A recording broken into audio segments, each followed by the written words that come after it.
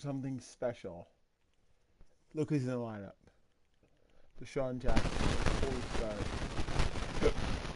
I just want to edit something really quickly. So, Eagles signed Torrey Smith. All these guys are young. Um,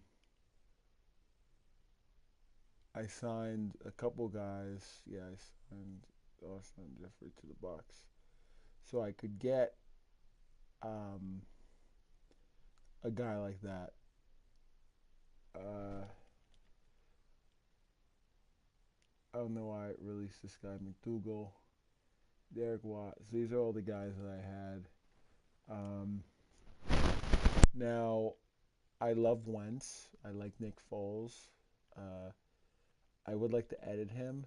Those are the guys I have, and maybe I'll be able to sign some of these guys probably in like the future. So this is a guy that I think has to be. So Jalen Watkins is okay, I guess. Um, he's the strong safety. Um, 74 overall. So a lot of the defense isn't edited to really that strength. So I'm probably going to do that and edit the defense so that most of them are like 99 overall. I've got the offensive line. The offensive line I said like is okay. All these guys are good, but before I get everything taken care of, all these guys, most of these guys are young. So I mean, I don't know if it will show the age. I guess. I mean, will it? Okay, so I want to see the age of all the players. All the players on my team. Who the hell Wentz is? Corey Clements, 22. Derek Barnett is a rookie. Sidney Jones is a rookie. Rasul Douglas, rookie. Clement, rookie. Jake Elliott, rookie. Greery. Diggs is only 2 years. Mike Hollins is a rookie. Darby is a second-year player.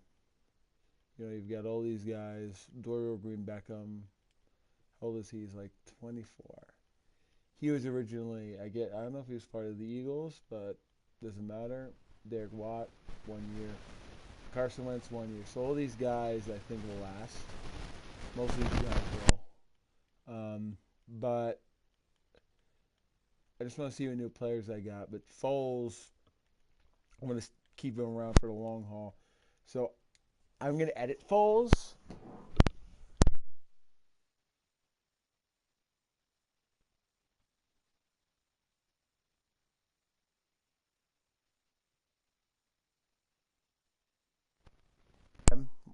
Foles to kind of fit my team.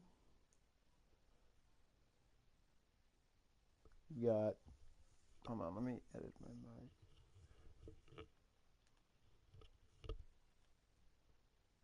Yep. So first, I just want to check, see if my mic is on. If it's on, okay, it is. Okay, just checking. All right. So I'm going to edit Foles to be that guy, but I'm also going to have Deshaun Jackson on the team as well, so that it can make it good and better and all that stuff. Throwing around is good, play action is good, but and like so I can at least have another option that can double almost, but I'm trying to right the wrong here and not get Wentz injured, but I guess that will happen anyway, I guess. So here and then we've got no injury. I don't know how injury works, but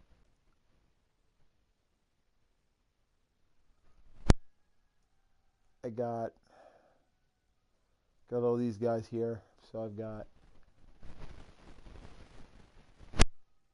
so that's what Wentz has pretty much. Um, the strength. So we've got Jackson, of course. I have to get Jackson back on the team, even though bad blood. But I signed Brandon Marshall for the sole reason because he's an 11-year player. Clement, the rookie. He's a rookie, Jake Elliott. Um, doesn't really matter, I guess, for the throw power and the rank and everything. But let's go into Denver. I want to know like how much the defense is. A lot of these guys are um, elite. Most of the defense is. Chris Long is elite. All these defenses are elite. So,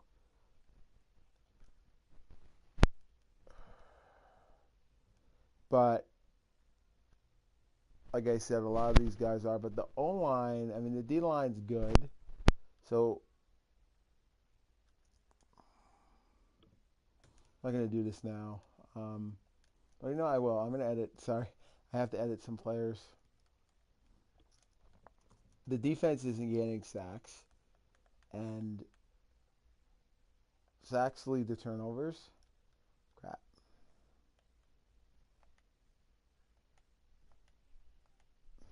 So I'm gonna edit some of these defensive players really quick. I mean, the game I played, obviously, I posted a shutout. It was good, but I obviously want to score more points on both sides of the ball, and I don't want like the defense to be bad. So like when I edit it later, so I'm very stimulated, mostly because of yesterday's live stream where it ran too late, and of course tonight's Friday night, so it's kind of different. But I'm so tired, and I have a party to go to tomorrow, so it's kind of bad, if you know what I mean. But doesn't matter, I guess. No, it does matter.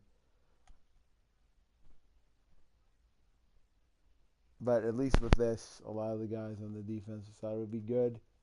There's a lot. It's a young team. We have a young team, but hopefully in the future we will sign some better players. Um,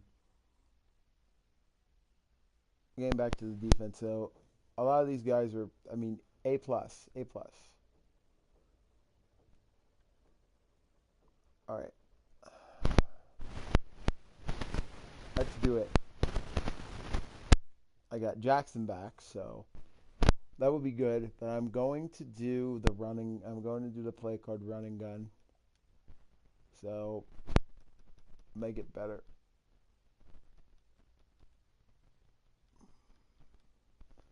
I'm gonna do running gun. I could do run heavy, but I want to do like running gun. I do. I don't know. I want to do day. And then to edit the uniforms.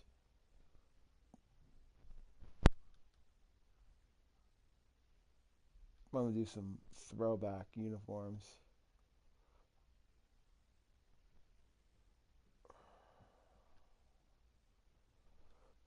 No, there's that many 90s now.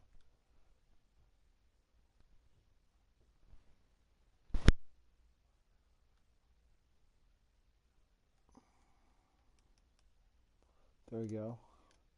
I'm gonna do alternate Denver jerseys. Oh, look at all these! Look at all these uniforms.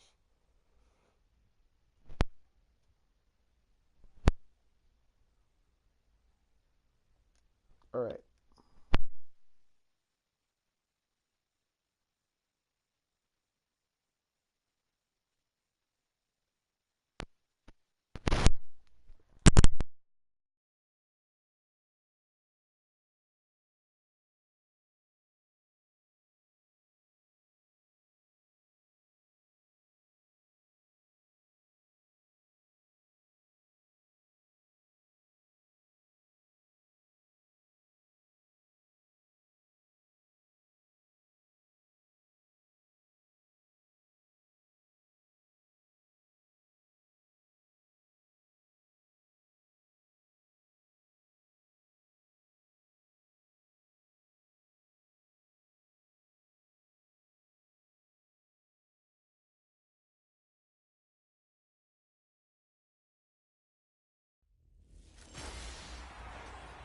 everyone. I'm Larry Ridley, and okay, Larry, thank you. We are just off I-95 at the home of the Eagles, Lincoln Financial Field on the south side of Philadelphia.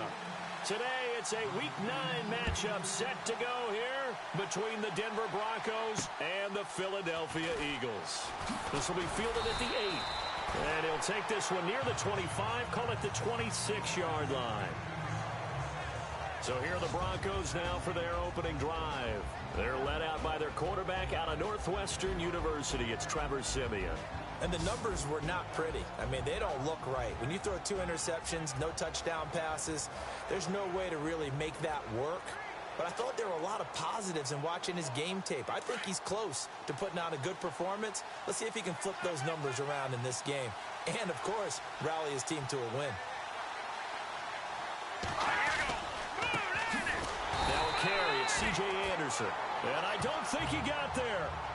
No, they stop him right where it all started. No gain on the play. It'll be second down.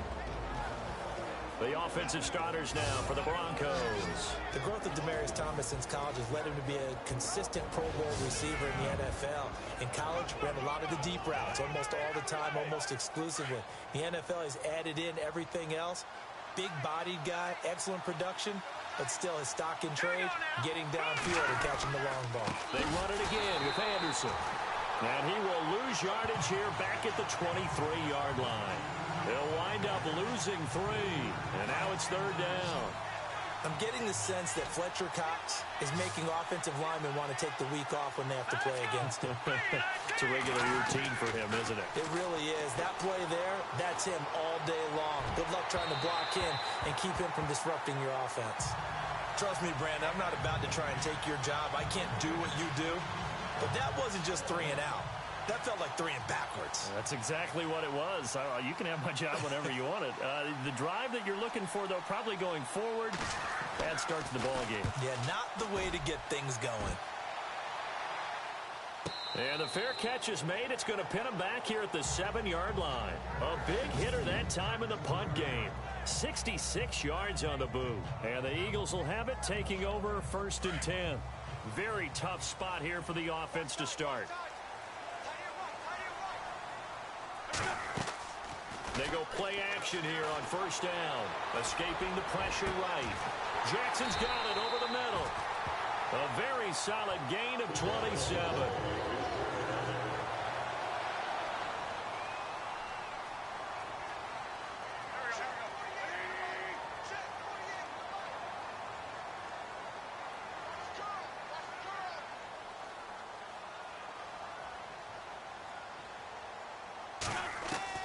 Throwing on first is Wentz. Forced out to his left. And he's got room. That one a broken play, but it ends up being a good play. The scramble goes for 20. So the youngster able to use the legs to pick up the first.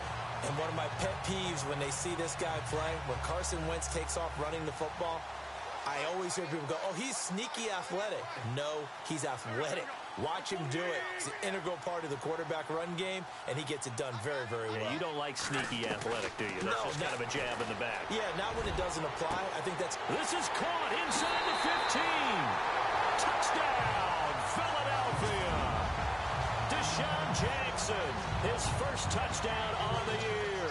And the Eagles have taken the early lead. On for the extra point, Jake Elliott. He's got it, and the Eagles lead at 7-zip.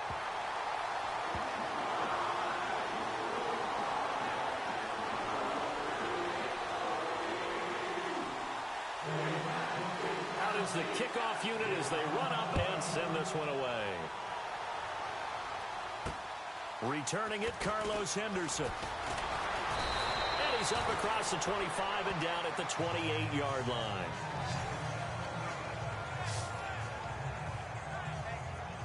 So the Broncos coming out now. And the last drive, the first drive for them, not very good. 3 and out. What do they go to here? Well, you don't look down at your play sheet and say, this is what the problem is. Yeah, let's find out who my playmakers are. Get the ball in their hands, and maybe the offense will move a little bit better. Sometimes it's more important to get it to the right people rather than dialing up the right number. Exactly. Or the too. Well, you had to punt on your first drive, and on the first play of the second drive, you end up going backwards. I would dare say they need something good to happen right here, right now.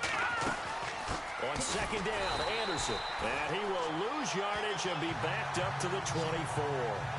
It's a loss of 2, now third down. Well, add that play to his resume reel because he went to the Pro Bowl last year. That's how you go to the Pro Bowl. You make plays like that, big-time penetration, and throw people for losses. And this is going to be incomplete. And this passing game's whole offense really didn't show up in the loss last week, and it hasn't started all that great here either. Yeah, and they can't let that incompletion become an uh-oh moment. Like, oh boy, here we go again, just like last week. Each game is its own entity, treated as such.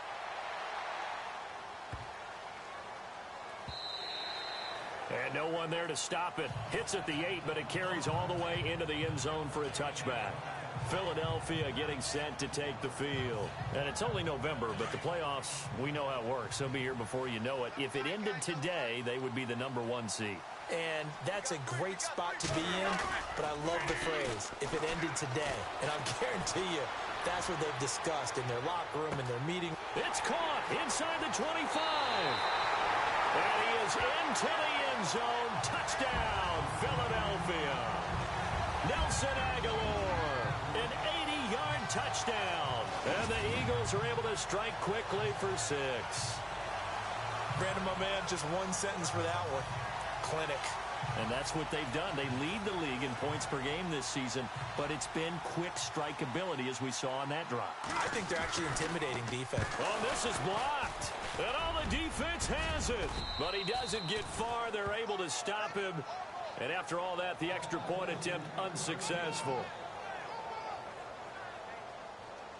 Well, there's a blocked extra point. I remember playing, and we had one of those go against us. I remember our kicker and our holder told the head coach, just relax, coach. Why are you yelling? Don't worry about it. It's just 1 point. Oh, my. Those coaches see a point is gold to them because you never know how it's going to turn out later. Exactly. That's why I was just going to say first quarter. We'll see if this has any implications as the game goes on. I still can't believe they told the head coach to relax. Whoa. Bad move.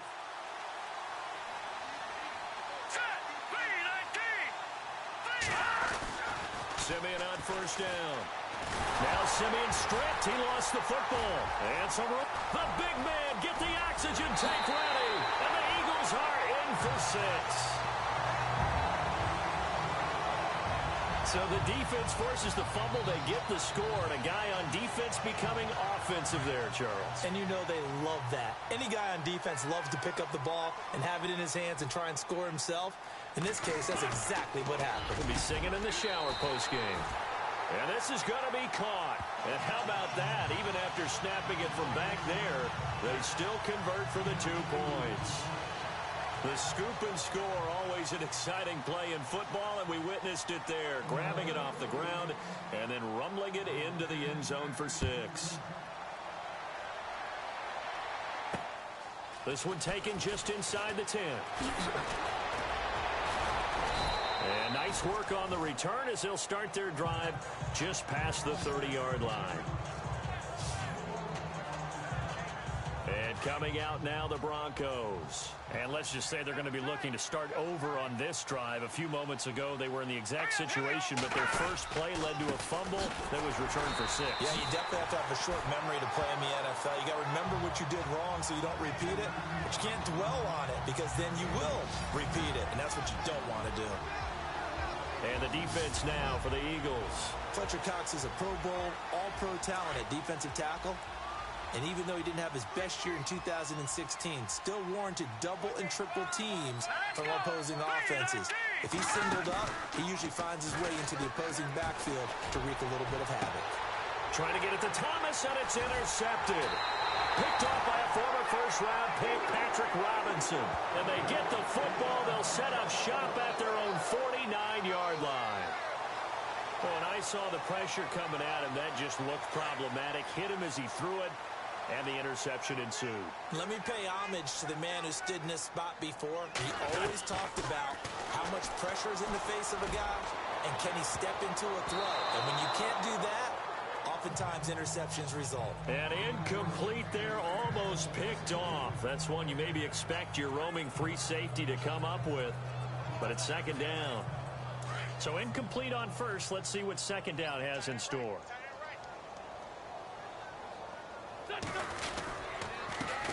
Now a first carry for LeGarrette Blount. And he tried to bounce it outside, but they'll stop him behind the line. He lost 2 there, and it's third down. Now Wentz on third down. And he connects with Ertz. And he'll be taken down, but not before getting this inside the 30. That one goes for 24 yards. There are so many things to watch for when you play defense.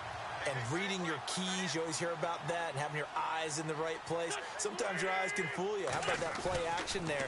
That sprang the big guy, didn't it? Able to dump it over the top to him. And now running right through it. 15 more there, and they're on a roll. It's another first down. So under the category of, while it can't be us because we're not that good, but could you imagine if this was you? LeGarrette Blount, his first 1,000-yard season since, what, 2010? Got a man open. It's Ertz. Touchdown, Philadelphia. Zach Ertz with his 16th touchdown of the year. And the Eagles add 6 to their lead. What a great weapon. So often, such a mismatch. And there's no route he can't run. You name it, he's going to do it. And he's a matchup nightmare for the defense. No matter who they put on him, he's going to win the battle. Set now to kick this one away, and off it goes. This will be fielded at the 8. And he'll take this across the 25, couple extra yards, up to the 27-yard line. And Denver getting set to take the field. Typically down to the first half, I might say, oh, you at least need a field goal out of this drive, but they're down to the point where they need a touchdown, don't they? Yeah, normally, you know me. You've been around me for a while now, right? Unfortunately. I'm sorry about that. But normally, I'm the one preaching patience. Yeah. You know, take your time. First half, you still got a chance. I think they're out of patience here. This has to be a drive that gets a touchdown. So if you're the play caller, you're going to that portion of the sheet that says big-time plays, specials, anything you can use to get yourself back into it. To throw on second is Simeon. Oh, the ball comes out on the hit, but they'll say it's incomplete. They're bringing a lot of pressure here already in the first quarter. Already sacked him once. Now they get in there and knock another one away. You think maybe that Tucker rule being gone makes defenses a lot bolder? Yes, indeed. That time, lucky that the arm is going forward. Incomplete pass. Simeon now to throw. Oh, had his hands on it, couldn't bring it in. Pretty symptomatic of how this game's been going. Everything about that play tells you about today's NFL offenses and what they're asking out of running backs. You can't just be a guy who can run the football. You have to be able to catch it as well, and he didn't get that done on that play. And this is away. It's a high kick, and he got all of it. Now Sproles. A strong running. 35 yards on the return. Picked up some good blocks as well. And out will come the offense as they take over. Carson Wentz and the Eagles make their way out to the field. And it's safe to say he has been getting his money's worth in this one. I would agree with you.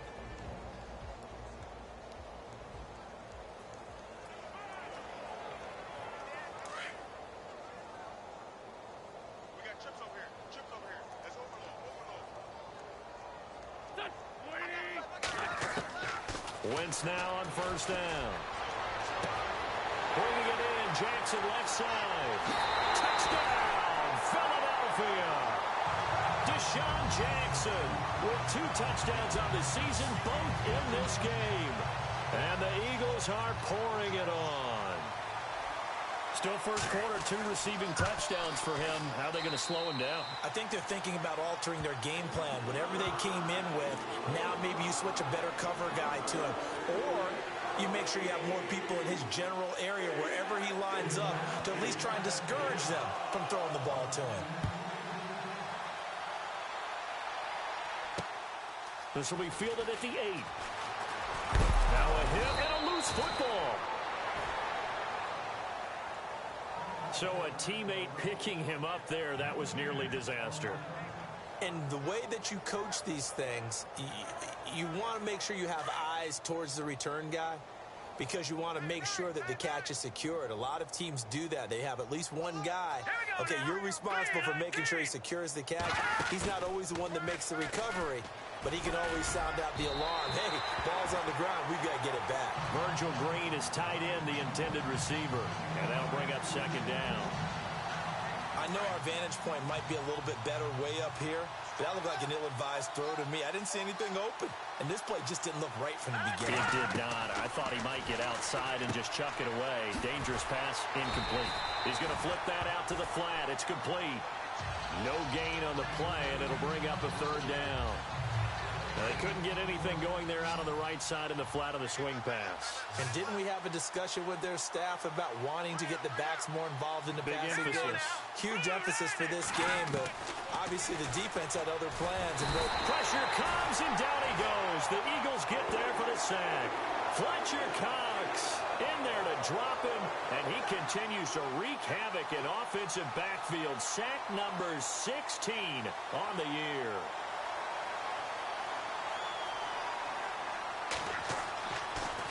And he'll keep this one away from Sproles as this is angled toward the sideline. And this will be up to the ruling of the side judge here.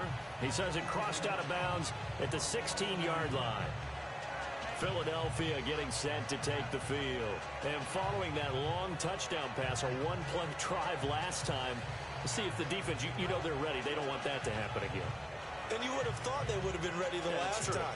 That's what you work on all the time. Make sure that no one gets behind you. That's the cardinal sin of defense, not giving up the long pass. They did. Let's see how they adjust. To throw, it's Wentz. And this is Ertz with it, right side. Just a yard on the catch there. It'll be 2nd and 9. I think defensively you're okay with that. You're in the first quarter. He's going to get some catches, but they rallied to him quickly. And that's what you count on, and I like what you just said. First quarter, can you do it all game long? They catch it, you tackle them, they go down. They've got his man complete. And he's finally taken down, but not before getting across midfield and across the 45-yard line. Nice movement there by Carson Wentz outside of the pocket, completes another pass. Help me out here, partner. He's not sneaky athletic. He is athletic. How many times do I have to say it? Yeah, you've been making that declaration for a while, and at 6'5", he ran a 40 of 4.77, so not only big, but he can move. That's a good time for a quarterback. He and Andrew Luck, similar physiques, similar athletic ability. 15 more there, and they're on a roll. It's another first down. Now a play fake here on first down. And nearly picked off. Surprising to see a defender of his caliber let it get away, but it does get away and it's 2nd down. Well, he kind of forced that one there, didn't he? It's almost like he predetermined where he was going to go with the football. Yeah, he wasn't really going through progressions. He wanted to go to his top guy. You do that against this defense, they'll make you pay, won't they? Yeah, they certainly will. They react very quickly to the thrown football. Wentz now to throw. Ertz has it left side. And he'll go out of bounds in the red zone just inside the 20. An Eagle first down, Wentz to Ertz. And with that last play, he's now up over that 300-yard mark. And in today's NFL, it almost feels routine. And I hate that when you talk about a 300-yard passing game. To me, 300 yards still signifies excellence, and he's achieved that in this performance. Now Wentz, and able to get him down, but he does reach the 5. Back-to-back nice gains. That one for 14 yards and another first. And with that completion, he's now north of 200 yards here in the first half. Boy, a tough start for the secondary defensively. It is, and it's got to put a dent in their confidence. And, you know, you always want to keep that up and feel like you can always bounce back after plays. But with the kind of numbers he's putting up here, it's starting to wear on them a little bit, I think. So they're looking at each other and trying to figure out what defense will work and how can they play better without getting beat deep for big passes.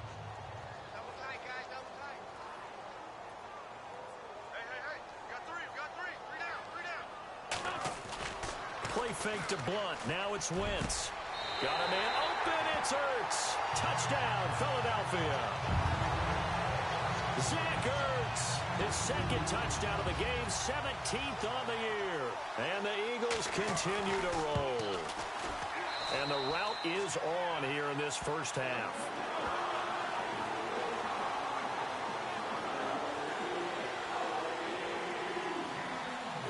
The kickoff unit is out on the field, and they will send this one away. This will be fielded at the 8. And it's a pretty good return here as he'll get it up to the 29-yard line. Now the Broncos offense, they get set to head back onto the field. These guys had to punt their last possession, and that's become too familiar of a refrain. Too many of these drives just wound up going nowhere. So you know how in baseball, when the pitcher gets a base hit and he's on base, they bring his jacket out to him to keep him warm? A lot of times the punter goes to the sideline, puts on sweatpants or a wrap over his leg to keep it warm. He might need a massage from the trainer right now from all the work he's getting. Oh, he dropped it. And that's pretty indicative of the way this one's gone. This team is not going to make it easy for you. They're a physical group, and we just saw it there on that play. They came in, made the contact, just as he's trying to haul it in. Trying to run inside, but nothing there. Calling no gain on the run there, and now they'll be looking at a third down. Big boys down there in the trenches, and a nice play to stop them cold. Nothing there. Yeah, when you talk about big boys, you're talking about those defensive tackles, those nose tackles. They're not just big, they're immense, and what a big-time play there. Throwing on third down, Simeon. And that is incomplete. But no second guessing the call here. It was third and long, so throwing the football was probably the smart play to try and pick it up. But they don't get it, and now the defense goes off the field feeling pretty good about themselves, gaining some momentum as they force them into a likely punting situation. And he deserves a bronze leg as he gets this one away. Sproles, the return. Breaks a tackle. A terrific return. 30 yards all in all. And the offense will take over with a new set of downs. Philadelphia getting set to take the field. And they had to go a long way on their last drive to score the touchdown. This time they get at least a little bit more of a cushion with field position. I have to think that with this field position, after what they did on the last drive, they might want to take a shot right now and try and cut down the length of the drive. And taking it across midfield and inside the 45. That one good for 16, and the drive will continue. Well, they came into this game saying it was important that they set the tone and show that they can run the football. I believe that they've done that here in the first quarter. They'll run again with Blunt. They find some open field here. The 20. Touchdown, Philadelphia. LeGarrette Blunt with touchdown number 23 here on the year. And the Eagles are pouring it on. And on that long run, maybe the defense caught napping a little bit. The concentration level may not have been there. I agree with you on that one because those types of plays, when they result like that, they're almost like big bolts of lightning, aren't they? Whoosh, and off he goes. Wentz going to throw, and he's got it. They add on more, a little salt in the wound. Two-point conversion makes this lead even bigger. And, of course, on the two-point try, had the option to run or pass. They pass it there, and it works. Felt pretty straightforward, didn't it? An open receiver, ball's put on him, 2 points for them. The kickoff team on the field now as they will send this one away. This will be fielded at the 8. And he'll take it up past the 25 to the 26-yard line. And Denver getting set to take the field. And right now these guys, they're shuffling a little bit, maybe doubting because 3 straight drives have ended with them punting the football away. Yeah, so you start pointing fingers at each other a little bit, asking a lot of questions. What are you seeing? What are you getting? Maybe trying to narrow down your playbook a little bit and maybe get simpler rather than more complex in order to try and fashion together a drive. Play fake to Anderson. Now Simeon. He's going to float this one deep right side. And that one falls incomplete. Looked like he might have had position there, but he couldn't hold on to it at second down. But one thing's for sure. When you get a big receiver and you trust him downfield, you got to give him opportunities to go up and get that 50-50 ball. And he is a darn good big receiver. Unfortunately, that time didn't work out. Nice job defensively.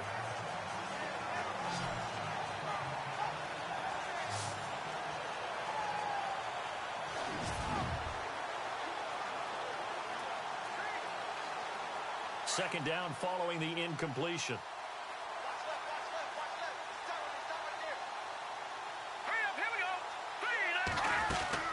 They'll run it now out of the gun. And he will lose yardage and be backed up to the 24. It's a loss of 2, now third down. Wow, that play got shut down in a hurry. As soon as the snap came, you could see defensively they were just closing in. That was going nowhere. Yeah, you count on your offensive line to give you a little bit of space, a little bit of time so you can make a move. There was none there for him. From the gun on third, Simeon. A dump off for Charles. Give him 30 yards there. After that nice game there, for the rest of the game, the defense is going to have to respect the running backs as passing threats as well. Not just play them strictly to run the football. They may be able to get downfield and catch it too. First down. Here's the run with Anderson. And he's going to be met at about the 43. Give him 3 on first down. It'll set up a 2nd and 7. We haven't seen much from him running the football here in this first quarter. No, you're right about that. We haven't seen much of him at all so far. They've stacked him up pretty well, but when you're trying to run the football, sometimes you got to play the long game. Keep handing it to him, and some of those runs that aren't working now. Looking for Green, and it's intercepted. Picked off around the 41, the 30, 10, and he'll score. Touchdown, Eagles.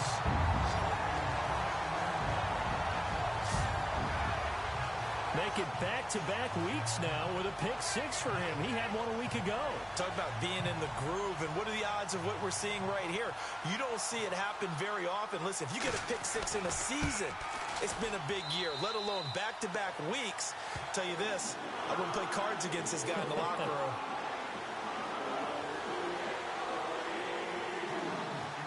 So they'll get another shot on offense following that pick 6, and now the kick is away. This will be fielded at the 8. And a nice return sets him up pretty good here at the 30-yard line.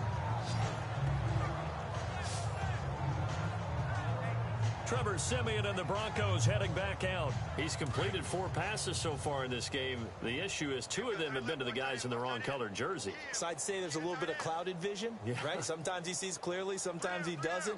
I know on the sideline they'll be going over things and talking about what the coverages are and what they're seeing. So you used to look at the snapshots, now you look at the Microsoft Surface Pro.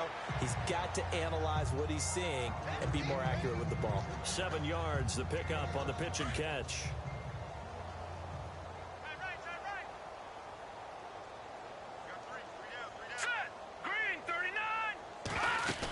10th carry now for Anderson.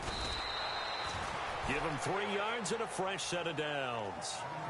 Exactly what they needed right there, because they needed to use the ground game to take some pressure off, because the quarterback's been struggling a little bit.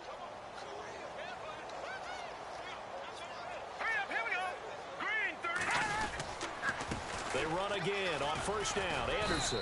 And he'll be tackled right on the midfield logo.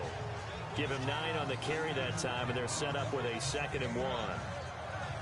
Now, look, that wasn't a huge gain, but those are the types of carries I think they were missing in their loss last week. They couldn't get him going on the ground. Did you get the same feeling I did during our meetings, that they kind of regretted that he didn't touch the ball? Absolutely. You know, hey, he should have touched it more last week. They weren't going to make that same mistake, and they've taken care of that early. And he drops it incomplete, and their struggles continue here. So he can't hang on, and as I watch that unfold, I remembered an expression that I've heard, maybe from you, I don't know, but you're going to get hit anyways, might as well hold on to the ball. Well, you know a coach said that, right? Yeah. Not an actual player. Not a chance at all. Way easier said. Anderson loses the football, and it's picked up by the Eagles. And they'll set up shop right near midfield at the 49-yard line. They may have the edge on the scoreboard, but that hasn't made them passive, has it? I mean, they dialed up a pretty good run blitz there. And Brandon, you know that all blitzes aren't just designed to get to the quarterback and the passer. Sometimes you're just trying to take away every gap, every hole that might be created in the running game, and they did it to perfection and caused a fumble there. Took away the gaps, took away the holes, took away the football.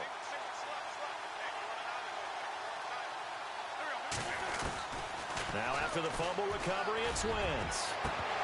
He couldn't quite hold it. Got hit. Ball pops out. Incomplete. Definitely worth taking another deep shot here. He's already found the end zone twice here in the first half. Yeah, go back to that same well. They've had trouble containing him, but able to contain him on that play. To throw is Wentz. He's going to fire one deep over the middle. And they went for a big play through the air on second down. Couldn't connect. Now it's third. Well, he's been the guy. Already over 100 yards here in the first half. Could have had a lot more if he would have been able to haul that one in. Yeah, in fact, our statistician Marvin was already handing me a piece of paper with that yardage totaled on it. He thought that catch was going to happen just as you and I did as well. Got his man complete over the middle. It's Jackson. And he'll take it into the end zone for an Eagles touchdown. Deshaun Jackson doing it again with his third touchdown here in the opening quarter. And the Eagles continue to roll. Brandon, we're not even out of the first quarter yet. And that's his third receiving touchdown of the game. Tremendous job. And I think this might come under the heading of when someone has the hot hand, you've got to keep going back to him. You know, the defensive side, they better figure something out quickly. Yeah, I think that no matter what, you've got to do something to slow him down. I don't care if it's double or triple coverage. Make someone else emerge because right now he's absolutely shredding him.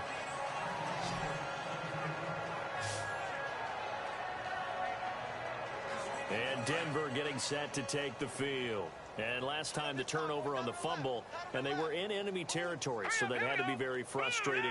Down on the scoreboard here, can't do it again. You nailed every part of what was frustrating.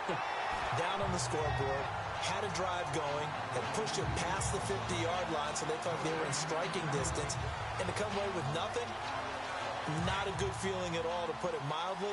Now they can't afford to do that again. Yeah, now can they get that bad taste out of their mouth here?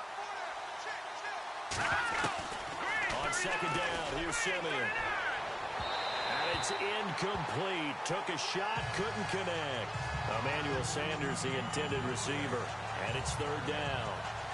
Let's face it, you can run the route tree as many times as you want, get in sync, practice it, do all those things. But once you get to game speed, it doesn't always time up quite that well. That one goes incomplete. Here we go. Green 39. Green 39. Off the play fake to Charles. This is Simeon.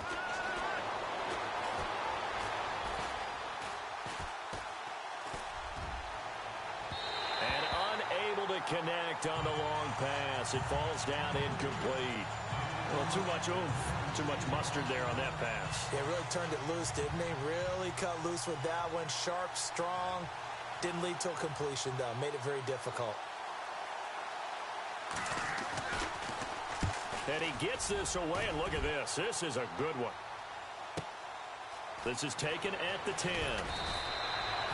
12 yards on the return that time. And possession will switch hands, first and 10. The Eagles offense now, they head back on the field. And for them, a touchdown their last go-around. Obviously, they'll be hoping to do that again. And when you start plotting for this drive, when you start thinking to yourself, okay, what are we going to do? You don't go away from what you did before because that worked. But you have to be prepared for wrinkles and counters because you know they'll make some adjustments. And the Broncos get there and take him down. Shaquille Barrett coming in from that outside linebacker spot to bury him for a loss of 7. Wentz to throw on second down. Oh, he's got a man wide open, complete. Taking it right down Broadway. And he is into the end zone. Touchdown, Philadelphia. Zach Ertz doing it again with his third touchdown here in the opening quarter. And the Eagles are pouring it on. It's been quite the game for him individually. A trio of touchdown catches now. So pick a route, any route. Whatever you want him to run, he's going to do it and do it well and end up in the end zone. This has really been fun to watch. This will be fielded at the 8. Room here to run. And a pretty slick return there as he's up just shy of the 45-yard line. At some point, we're going to get it through our heads. Special teams, special teams, special teams. The spark that often wins games. All right, here we go. Boom, landed. They start the drive with Anderson. And he'll lose yardage here. Back at the 41. A loss of a full 3 yards, and now it's second down. I'm no offensive mastermind, but of all the guys on the field to block, you might want to stop him. Look, I've got a very simple rule. An unblocked defender is usually your best defender, and he ended up making the play there. And here's another interception, the third of this first quarter. Picked off by a former first-round pick, Patrick Robinson. And he takes this one back into the end zone, and the Eagles defense gets a pick-6 TD. Well, you start to feel sorry now for the young man throwing the football. This is really turning into a disaster. Listen, it's baptism. Right? This is almost a rite of passage. This young in the league, go back and find a Hall of Fame quarterback and check their records for their first 2 years, especially if they started the bulk of the games. I bet you'll find double-digit interceptions on just about every one of them. They have to learn as they go along. This will be fielded at the 8. And he'll take it past the 25 and up to the 28-yard line. Now this Broncos offensive unit ready to head back out onto the field. And they gave up the pick-6, and now they'll be looking to right the ship here. Now as a quarterback, and he loses the football a second time. And it's picked up by the Eagles. And they will take over at the 26-yard line. So the defense there, opportunistic. It's nice to give them credit, isn't it? Because so many times it's more a matter of what the offensive guy didn't do. Didn't secure the ball, didn't cover up. In this case, let's just give credit to where it belongs. Knocked it free, made a big play. Now a carry for Blunt. Oh, and now he bowls him over. And they do get him down, but he's inside the 5 all the way to the 3. 23 yards on the pickup there and a first. One thing's for sure, this defense has to figure out how to stop the ground game. He's eating them up here in the first quarter. It looks like they have to go to different forces, aren't they? The conventional things aren't working too well. So I remember a coach of mine saying way back when a back's having a great game, you've got to get the ball out of his hands. See how far he can run without the ball. And what he meant was takeaways, knock it loose, because maybe you can't just stop him with just regular tackling. He's lucky to be getting that one back. After what they've done with him all day long with all the targets trying to go after him, he's obviously gotten smart and his pride has kicked in. Made a terrific play. And he'll take it into the end zone for an Eagles touchdown. Zach Ertz, what is going on here? 4 first-quarter touchdowns. Unbelievable. And the Eagles continue to roll. Oh, they get to the football. It's blocked. But he doesn't get far. They're able to stop him. And after all that, the extra point attempt unsuccessful. I remember when they changed the rule, and there's a lot of consternation, especially coming from the kickers. Okay, how's this going to affect things, having to kick a longer one now? Much more of a field goal attempt. And the defensive guys saw it as an opportunity to get more block. That's exactly right. There's more effort now. Before, when it was snapped down near the goal line, you would basically see guys just stand there. Yeah, not anymore. Now, those guys are going after it because not only can they knock it away and change a little bit of momentum, They can get 2 points. they can pick it up and take it back for 2 points.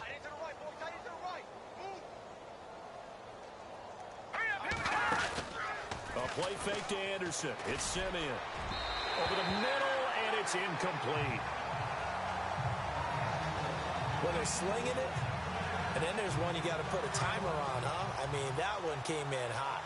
That came in hot, but overthrown out of his reach and incomplete.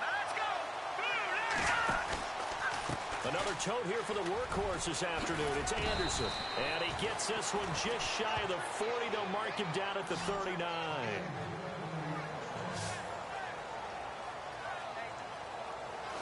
One quarter in the books. Can't wait to see what the second quarter has in store. EA Sports NFL Sunday returns following this.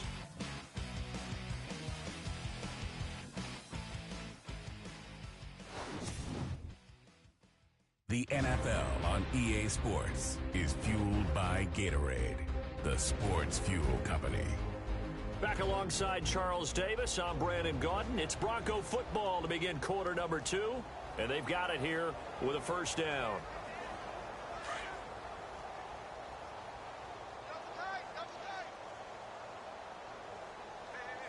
Here we go now.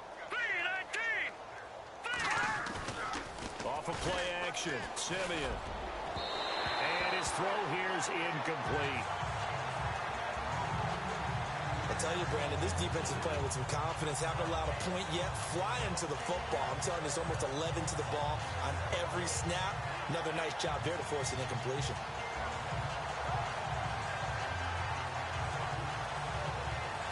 Not to turn away any of our viewers, but worth mentioning, I suppose. No team has ever come back from a deficit of this size and won an NFL game. The largest ever was 32 by the Bills over the Oilers in 1993. And that play went nowhere. Losing yardage. It'll be back at the 36.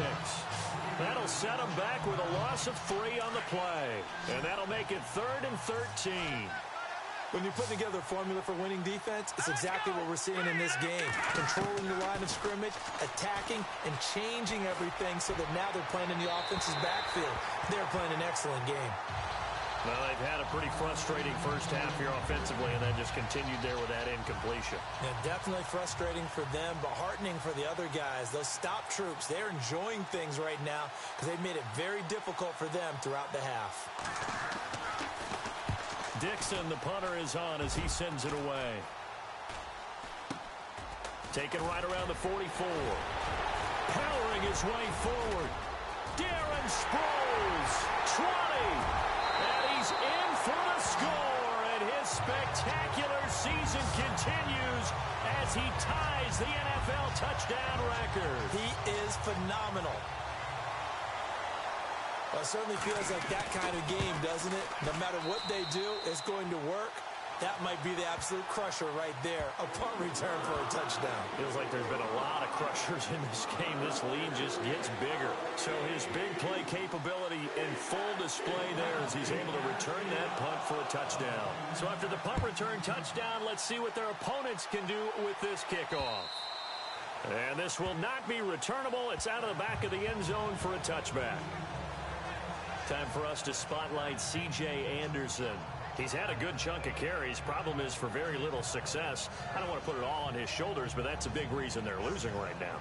Have to be very careful that he doesn't start pointing fingers. Offensive line obviously trying. The defense is doing a nice job against him today.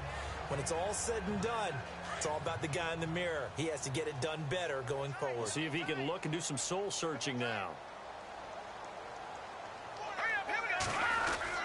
Here's Anderson as they begin this series on the ground. And he will lose yardage and be backed up to the 24.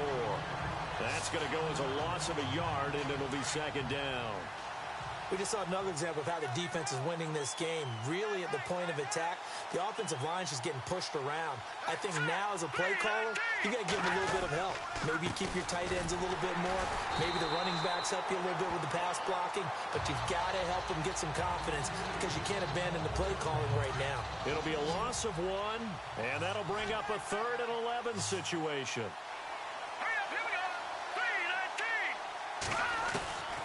From the gun, here's Simeon. And this is going to be incomplete. Let's face it, perfection is something we all chase, whether it's playing this game or whatever we do.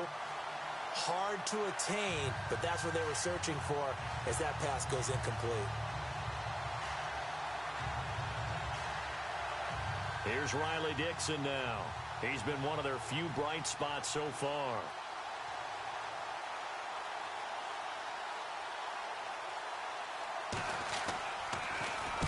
He gets this one away, and boy, it's another boomer.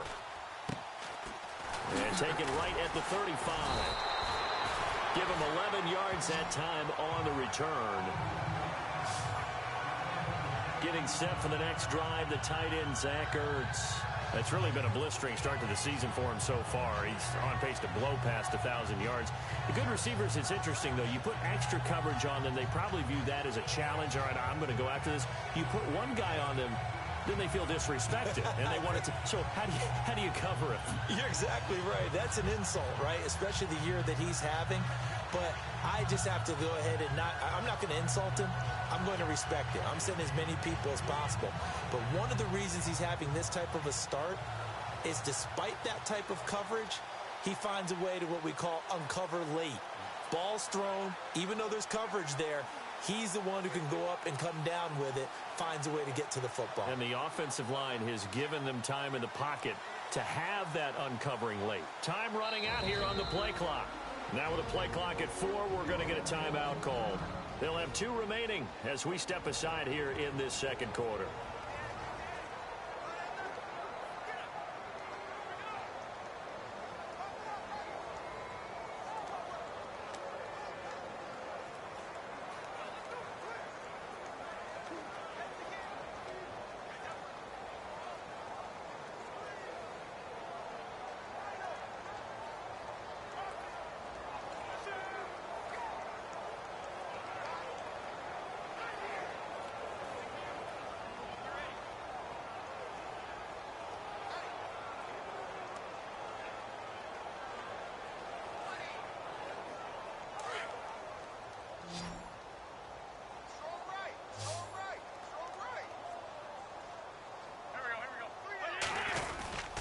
They'll begin here with Blunt. And he's going to fight his way forward here for a modest gain. Yeah, give him 4 yards there. It'll be 2nd and 6. This guy's well on his way now to a big game on the ground. It's another good run there. Puts him over the century mark in yardage, and we're still in the second quarter.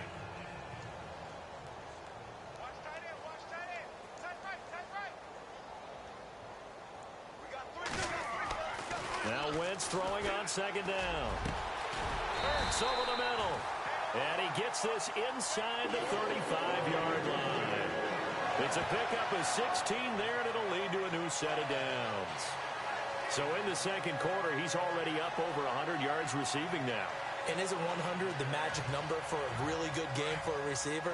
So he got a chance to really shatter that and have a profound effect on this game. On 1st and 10, here's Wentz. And this is caught at the 8. And he's brought down, but not before reaching the 8-yard line. A good pickup there, 26 yards. And on that last play there, he's over 400 yards passing now. You know what that generally means? Success. That, and it means you really didn't miss opportunities. Usually very accurate. And that's going to be caught for an Eagles touchdown. Zach Ertz with touchdown number 20 on the year. And the Eagles are pouring it on. And that touchdown reception is the 5th for him in this game, and that ties the NFL record. And a record that's held up since 1950. This is another person that's tied it, but think about this. Bob Shaw said it in 1950. Kellen Winslow came along and tied it. And then, of course, Jerry Rice tied it as well. And finally, we're seeing it here one more time. Phenomenal. And that'll carry over the back line of the end zone for a touchback. Here's Emmanuel Sanders now as he and the rest of the offense march back onto the field. A chance maybe here for them to get him more involved. They're down here on the scoreboard, and he's been very quiet. And the silence has been deafening for his team. They don't need that at all. They need fireworks. They need explosive plays. They need him touching the football in any way possible. Maybe go to some jet sweeps. Anything to get him going. Something to get him the ball. We'll see if they can do it. And not to get too overcritical there because he knows what he's doing, but his shoulders looked a little off kilter there when he threw that. I don't think you're being overly critical there. You're just analyzing it, and he gets those shoulders right. That pass will go from incomplete to complete. Carry number 20 coming up for Anderson. And he will lose yardage and be backed up to the 24. It'll be a loss of a yard, and that's going to lead to a 3rd and 11. With the struggles we're seeing up front for the offense today, they've got to think about changing up their play calling. Some screens, some draws, some quick-hitting plays in order to try and supplement the run game. You don't totally abandon it, but you try and give it a little bit of help. The Broncos on 3rd down, not getting the job done at all. A very poor 1 for 10. This is 3rd and 11. A shotgun snap for Simeon. And that is incomplete. Sometimes the coverage is so good, no matter what you're doing on offense, you just can't shake anyone free. They try their best to find someone open, but they took away every passing alley, every angle, and shut the play down. And now a high kick trying to pin him back. Now a fair catch taken just across midfield, maybe by a yard or two. Well, pretty woeful there, just 23 yards on the punt. Here's Carson Wentz now with the rest of his offensive unit heading onto the field. They've sort of epitomized balance. I mean, he's thrown the ball pretty well. They've run the ball well. Got to be pretty happy over on that sideline. It takes a lot of pressure off, doesn't it? As much as those guys back there want to throw the ball around and be the focal point, when you're able to run it well and hold the defense back from their pass rush, it allows you to throw it as well as we're seeing so far in this game. Yeah, now they'll be looking to add to their lead here in the second quarter.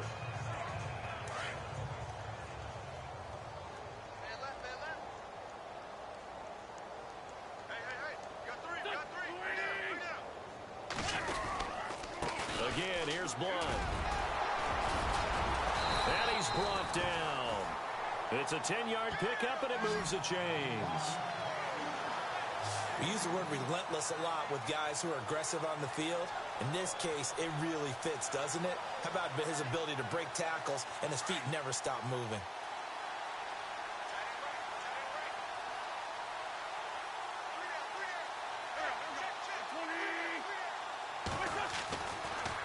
Wentz now giving to Blunt on the draw. And now running right through him. And brought down, but not before they're inside the 25. Another nice gain, 13 yards that time, and another first down. Now, this is an example of breaking down a defense, because on a lot of these runs, he's getting past the point of attack, and guess what he's doing? Forcing the secondary guys to have to make a lot of tackles. They go play action here on first down. Got a man open. It's Ertz. Touchdown, Philadelphia. Zach Ertz, his 21st touchdown of the season. And the Eagles continue to roll. And that, boys and girls, is an NFL record 6th touchdown reception. The record has stood since 1950. What a game. How about that? Because so many things have to go right in order for it to happen. Not just him catching the passes. Someone delivering it accurately. Offensive line giving them time to throw the ball.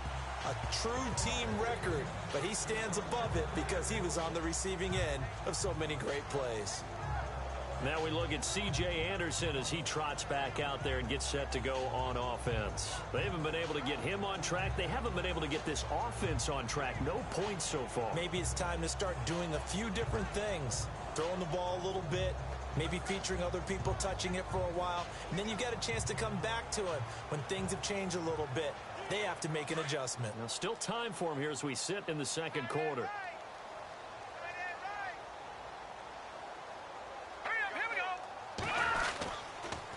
They give it to Anderson.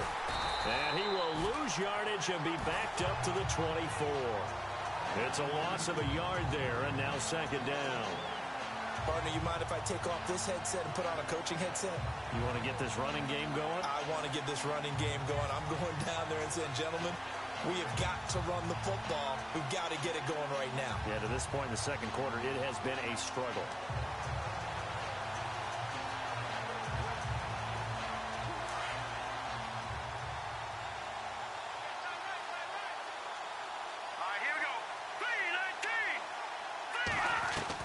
Here's Simeon now on second down. Eagle pressure, too much this time. Down he goes. Brandon Graham in there yet again. What else is new as he continues to rewrite the record book in single-season sacks. Now a play fake, and it's Simeon. And he'll be hit as he releases it, and that'll fall incomplete. Play action is supposed to be used to slow down pressure, slow down blitzes. In this case, though, if it takes a little too long to develop, you have people right in your face. And lucky just to get rid of the ball with the arm going forward. Could have been a fumble. On is the punt team now as this one's sent away. Muscling free near the 40. Still going. They can't stop him. So possession goes over here on the punt. And this offense takes over in great shape right at the 50. 1st and 10. Around the NFL, they're into the second quarter in the Meadowlands. And an early advantage in that one for the Giants. And we'll keep you abreast of how that one shakes out. And they'll go Wentz to Blunt here. And he gets this inside the 35-yard line. And a nice carry there of 15 yards. Well, he does it at a high level, doesn't he? Because when I watch him, I think of his vision. Straight ahead, peripheral. Also has that sense of where holes are going to be before they actually open. I think that helps set him apart from many of the other backs in the league.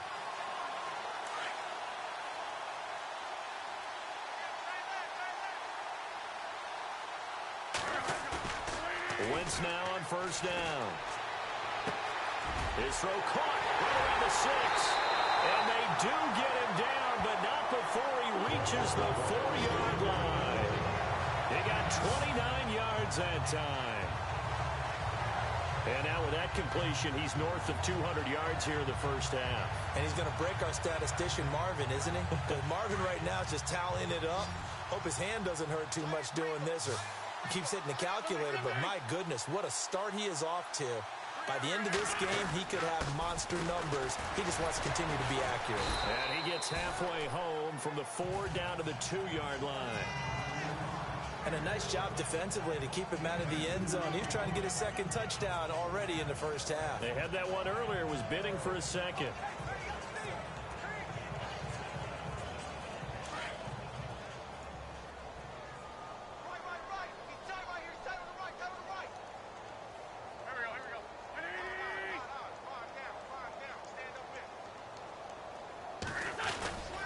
They'll go to Blunt, try and pound it in. And I think they stopped him again. They did at the 1-yard line. Call it no gain that time, and now it's 3rd and goal.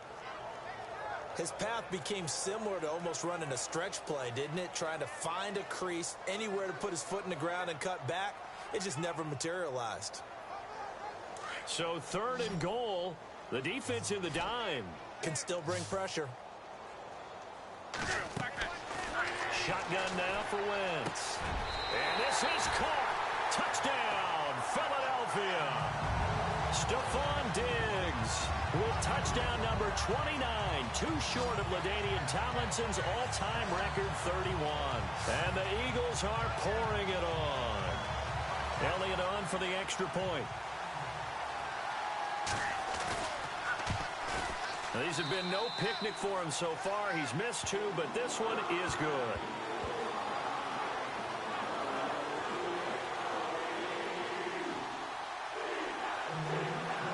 Out is the kickoff unit as they run up and send this one away.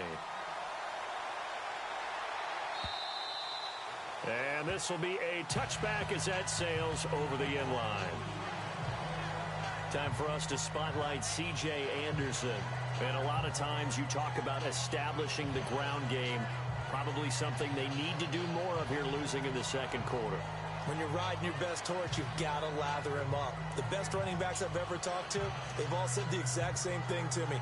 I'll even break a good sweat until I get to 20 carries. You're full of good wisdom. Let's see if they can get him into the game more now.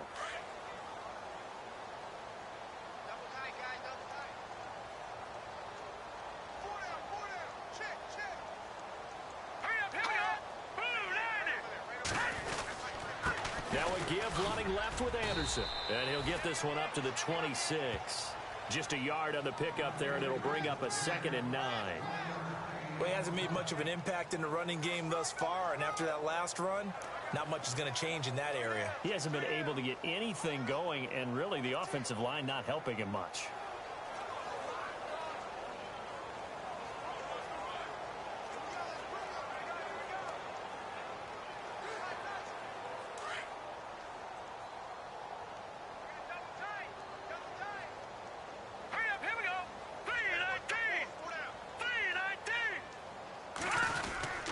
Again, Anderson. And he will lose yardage here back at the 23-yard line. He lost 2 there, and it's third down.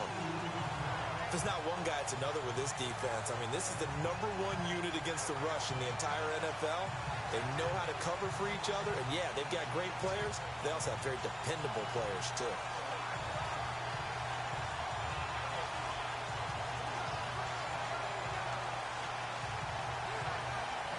And on third down, a nickel formation here defensively. Here we go now. 3-19. Out of the gun, Simeon. Pressure comes, and down he goes. The Eagles get there for the sack.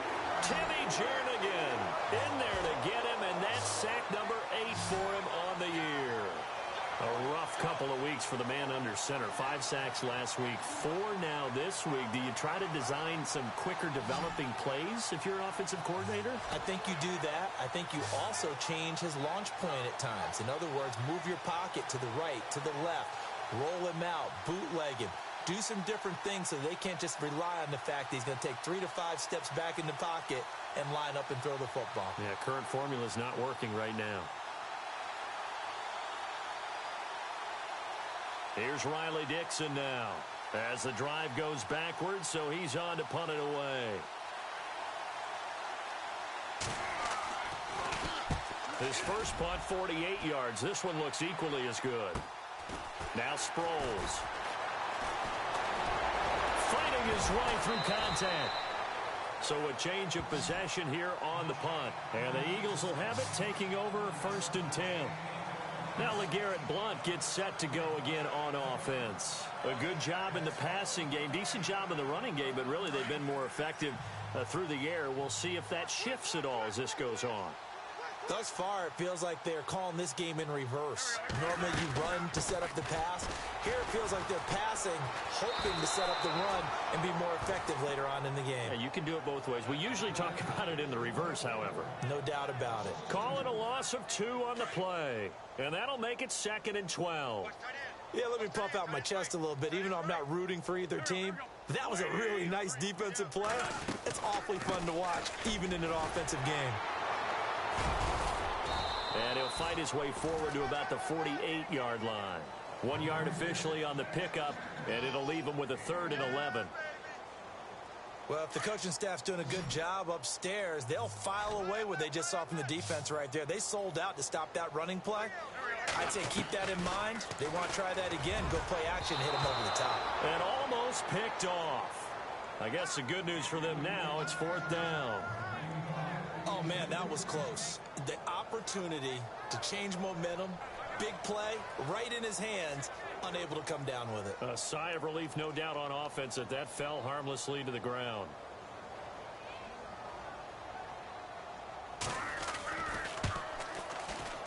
And this will split the uprights. It's right down the middle. And they're well on their way now as the lead grows even larger. And this stadium is abuzz after that one, understandably so. I cannot believe he hit that thing. And you can't help but think back to Tom Dempsey. And his record stood for, what, 43 years until Matt Prater broke it? And now here's a new record. And I'm with you.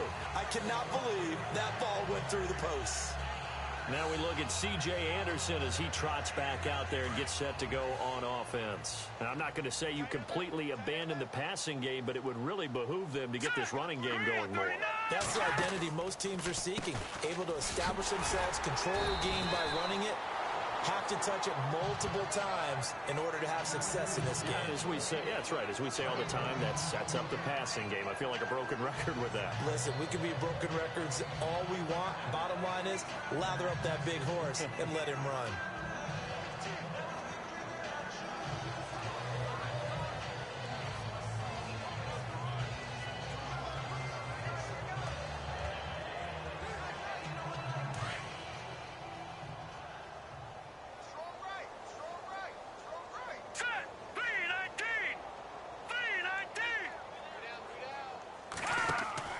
To throw on second is Simeon. Left side here to Sanders. And they'll bring him down at the 27-yard line. That throw good for only a couple. It brings up 3rd down.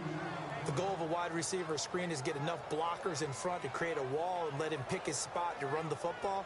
How about the defense there, swarming to it and not allowing that to happen? Did not let him get downfield.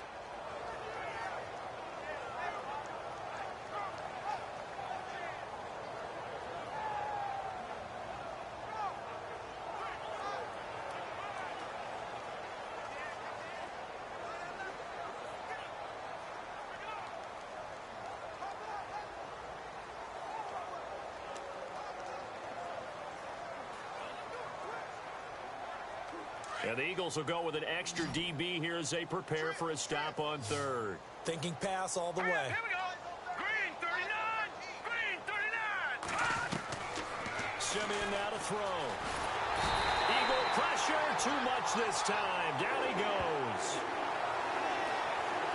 Well, for last week's performance, which was so good, he was named NFC Defensive Player of the Week. He got a lot of praise, and understandably so, from national media. Looking pretty good on that play, too. And I love what he told us this week before the game. He talked about how much time they spend working on pass rush moves, every position, because anyone could go after the quarterback in their defense, and you can see how they've all absorbed their lessons.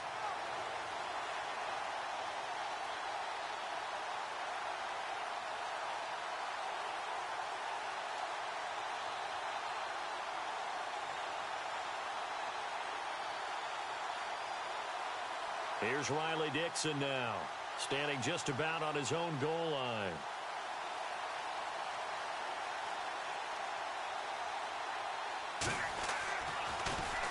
.46 on his first kick. This one in that neighborhood as well.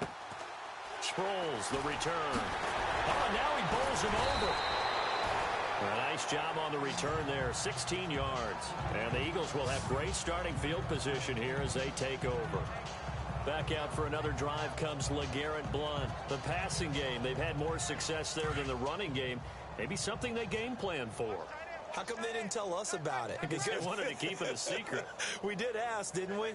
But I think what happened in this one is they've realized that they've established the run pretty well, and teams are going to key on that. They thought they could open it up and have success through the air, and that's exactly what's going on. Yeah, they'll take it into the end zone for an Eagles touchdown.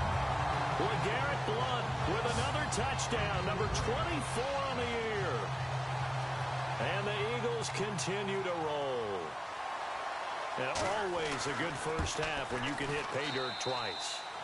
And it never hurts to have that good feeling as the game moves on. Just think about halftime. If that's all he gets, he'll just sit there at the half and think, all right, 2 already.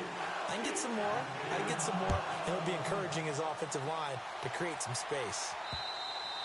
And they will not get a chance to return this one as it's through the end zone for a touchback. Here's Emmanuel Sanders now as he and the rest of the offense march back onto the field. They've got to be thinking, how can we get him a little bit more involved here? Second quarter, you're down, and really, he's been out of the mix. I would agree with that, and oftentimes you hear, well, we're just taking what the defense is giving us, but sometimes that's just not good enough. Sometimes you have to take what you want, and that means getting him the football. Yeah, so far just a single catch in this game.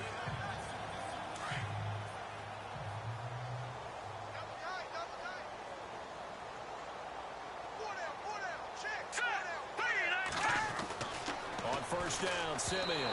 And that's going to be incomplete. Jake Butt, the tight end, his intended receiver. And that'll bring up second down. The one thing that I've liked defensively is that they've shown him a lot of different looks here in the first half. They come after him. They've sat back. I think that's what you need to do to keep an offense guessing. And they certainly have kept them on their toes. That's why they haven't had much success on the scoreboard.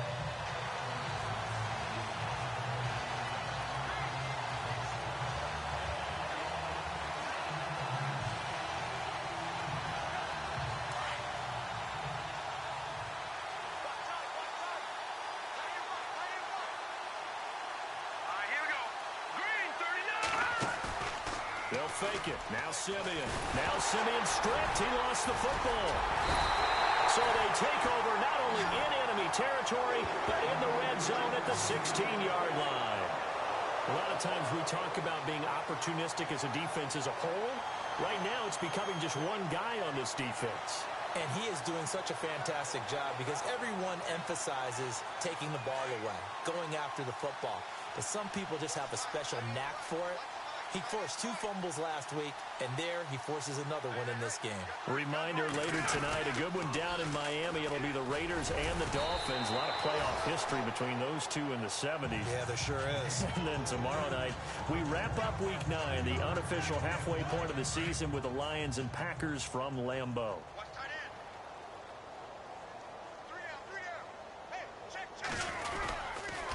Wentz going to give this one to Blunt. And he is into the end zone. Touchdown, Philadelphia. LeGarrette Blunt, his 25th touchdown. Tying Emmitt Smith for the 5th most in one season. And the Eagles are pouring it on. This is becoming quite the half he's had here. Remember in our pregame meetings, they talked about wanting to run the football and staying with it? Well, when you're scoring this many touchdowns, there's no reason to go away from it, is there? They are off to a fantastic start. They hope it continues. 3 already for him. So they go with a pass there on the 2-point try and able to convert it, Charles. And a good job by the offense figuring out their 2-point play and using it well. It's interesting how people are using the strategy nowadays, though, isn't it? It really is, and I don't know how much that particular play factored in, but with the PAT moving back in 15-16, that kind of changed things, didn't it? It's really a part of everyone's strategy now. When I talk with coaches and when we sit with them, they always talk about they actually have 2-point periods in practice now, something they never really did before. Simeon throwing over the middle, but it's incomplete. C.J. Anderson, the intended target. That'll bring up 2nd down.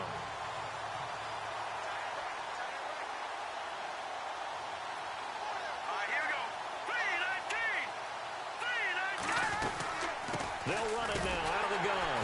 And he will lose yardage and be backed up to the 24. They'll wind up losing a yard on the play, and that'll bring up a 3rd and 11 situation.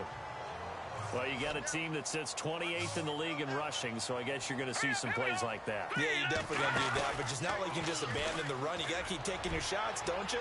But at this point in the season, they haven't been very successful. So they took a shot there on 3rd down, couldn't get it. Now it's 4th.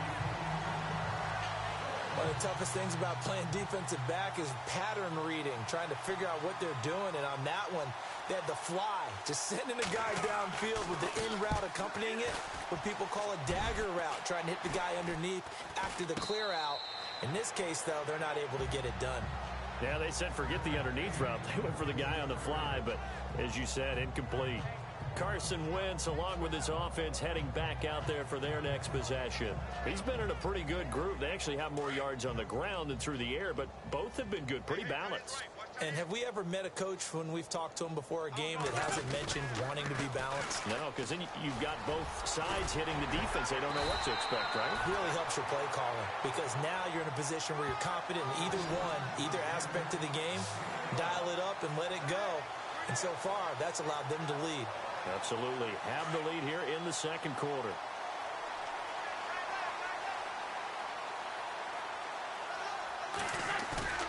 Now a play fake here on 1st down.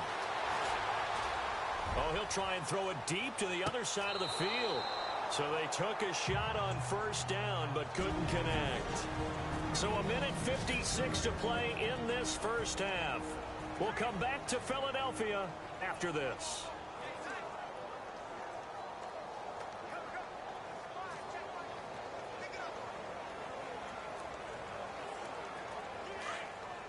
A reminder that coming up in 2 minutes, we'll check in with Larry Ridley in Orlando with highlights and analysis of this 1st half of play. And I'm going to check in with a heater. I'm going to be right there with you, Parker. Jackson's got it over the middle. 6 yards is the pickup, and that'll lead to a 3rd down. From the gun on 3rd down, Wentz. This is caught by Jackson. And now running right through it. And he gets this one all the way down inside the 15. A good pickup there at 22. Throw it long, it can be a big play.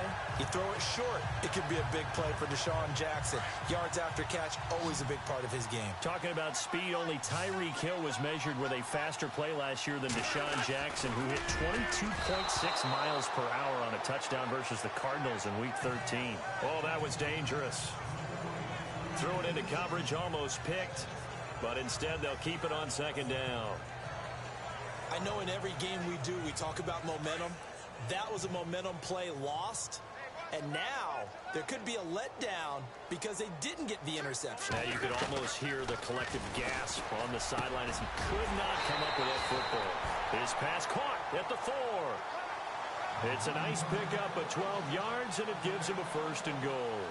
His big game continues. Already has the 3 touchdown grabs, tacking on some more yardage and a 1st down. And how precise has his route running been in this game? We just saw him get open yet again. And he's also made adjustments as the defense has tried to really stop him. Now they send a man in motion right.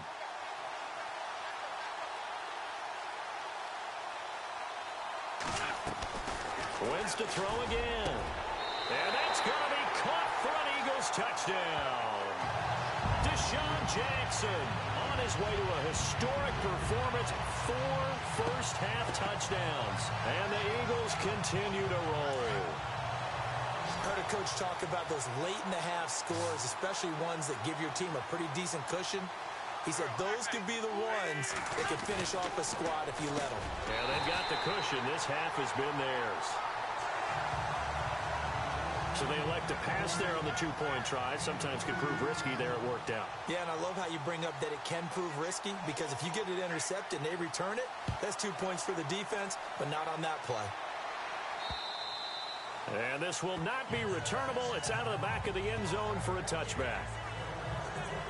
Here's the Denver offense now as they get set to take over here. And what do you think goes on here in this situation? If you got the football, you're trailing, you're back in your own territory with just a little time. Do you try something?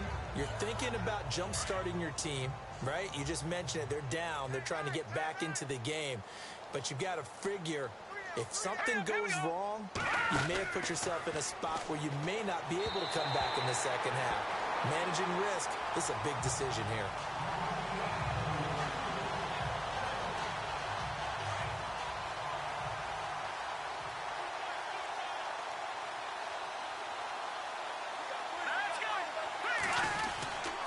Handoff comes to Anderson.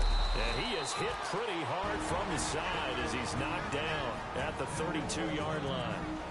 And a stoppage here, a timeout before this 3rd down play takes place. As they get it right at the 32nd mark of this first half.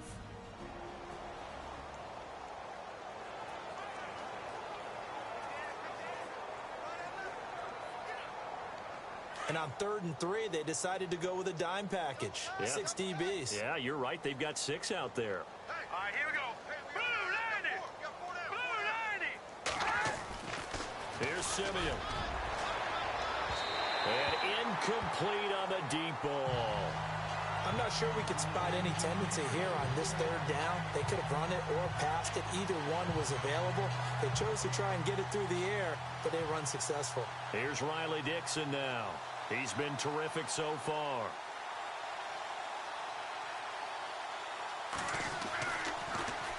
Averaging 50 yards a boot so far as this one's away.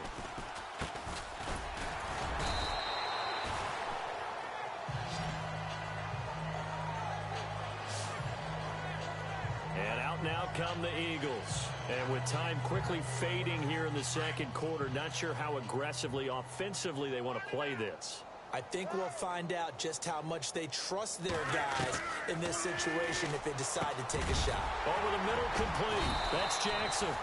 And he's brought down. They give him 13 yards there on the play and a fresh set of downs. Now a timeout signaled for, and they'll get it with 10 seconds to go before halftime.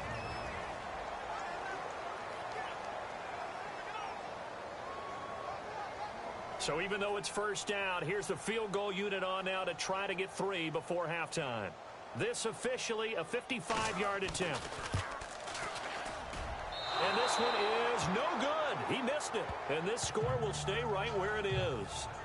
And that's the risk of the long field goal miss here at this stage of the second quarter. You give up great field position. And that gives them one more opportunity to make something happen and something big. And we've seen crazy stuff happen at the end of halves. On 1st and 10, Simeon looking for Sanders here.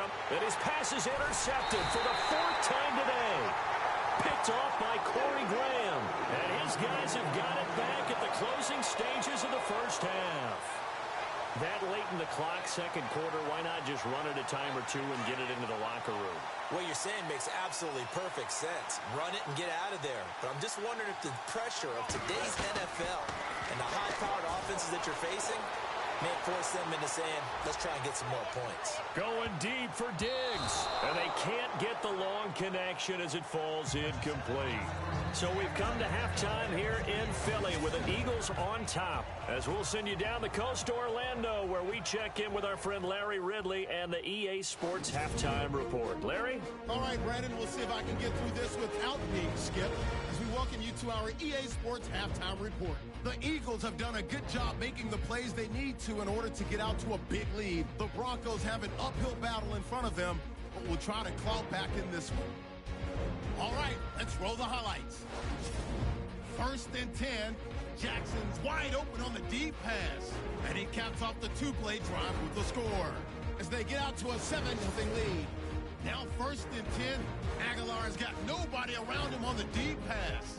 And he's going to go 80 yards for the score as they take a 13-0 lead. Midway through the first, Blunt's going to head outside to the right, and nobody can stop him on this long touchdown, continuing a crazy first half. Broncos on 2nd and 7. Here the defense will come up with the pick. Eagles take it back all the way for the score. Eagles in a shootout. Offense out now after the fumble. Jackson's wide open, able to make the grab. And he'll take this all the way for the touchdown as this wild first half continues. End of the first quarter. Wentz gonna find his safety blanket. Tight end Zach Ertz. He gone as he sprints to the end zone. The points coming easy today. Moving to late in the first quarter. Under pressure here, and the pass is picked off. Eagles will take it back for the touchdown. Continuing a crazy first half. Dixon set up for the punt. Sproles is going to try for the return. And this long run goes for a touchdown. Well, we're going to let you off a little easy there, LR. Halftime interrupted, and we are ready to get to this third quarter.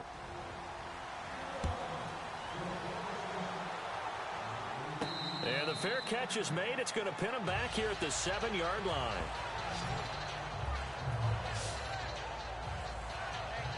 Out come the Eagles now as they'll go on offense first here in the third quarter. They had a big first half. Now they have a chance to add to that lead here in the opening possession of the second half. And everyone always asks about halftime adjustments, kind of the key phrase. What did you do at halftime? Well, the way they ran offense in the first half, I think they were very calm. Garrett Blunt. And he's brought down after a good gain. 34 yards there and a first down.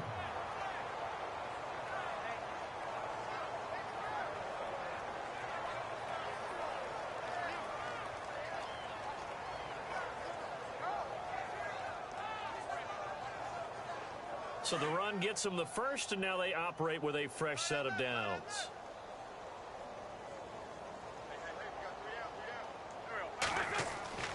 Throwing now is Wentz. And now he'll turn, and off his back foot, wide open, complete. And he is into the end zone. Touchdown, Philadelphia.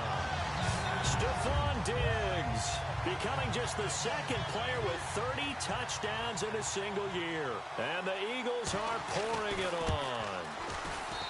In order to lead in a game, you're going to get plenty of contributors, but that's his second touchdown catch of this game. He's one of the key guys in this one. And you better believe he'll be looking for the hat trick here as this one continues to go. Set now to kick this one away, and off it goes. And that'll carry over the back line of the end zone for a touchback. So now a look at the Broncos as they head back out there for their first possession of the second half. They're down in this game. A chance for the offense, though, to put something on the board, get some momentum here at half two. Try and get things kick-started for them. And you know, in the half, they discussed how they were going to get that done. This is where scripting comes into play a lot of the time. How many plays do you script coming out of the second half? Most of the time in the first half, you're scripting 12 to 16. I think in the second half, you're really scripting more like 8 to 10. Kind of a starter or an opener, whatever terminology they use. Just something to get you off to a quick start. And they'll try to fire up the running game with C.J. Anderson. And he's able to plow forward up to about the 29, just shy of the 30. Calling a gain of 4 on first, and that'll make it second down. I'd say they've got to find a way to get him going. He's such a big part of their offense. I wonder if they might throw it a little and come back to the run. Anything, because you're right. He's pretty much been completely neutralized.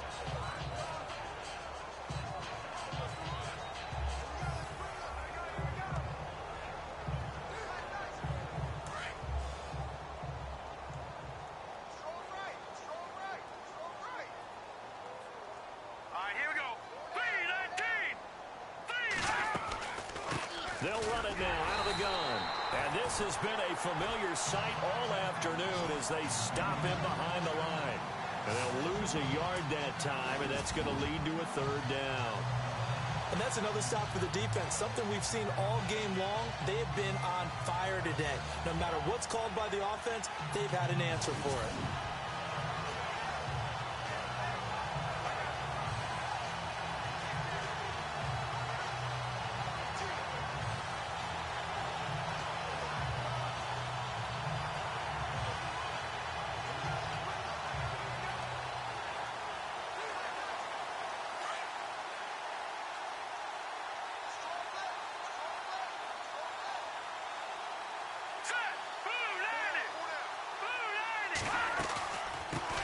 Now it's the Chiefs' all-time leading rusher. It's Jamal Charles on the carry.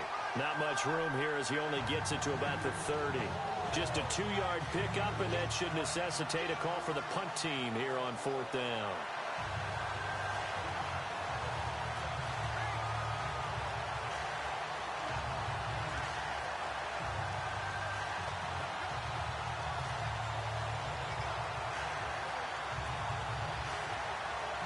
Here's Riley Dixon now as he's on to punt for Denver.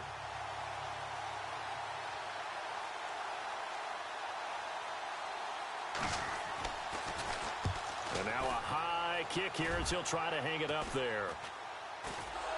It's picked up by the Broncos.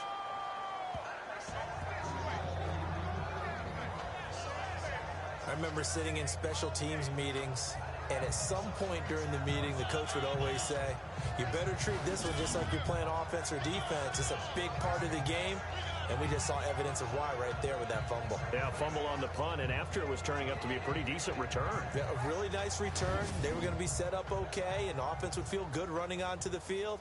And now the defense has to try it out there and try and slow them down.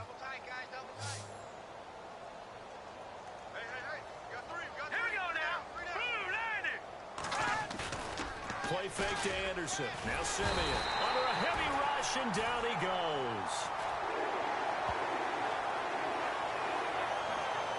Offensively, they're going to have to figure this out before next week. 7 sacks in one game. Yeah, and that's more than any quarterback should have to bear. And if this continues on, there will be another quarterback in the game because no one can stand up to this week after week.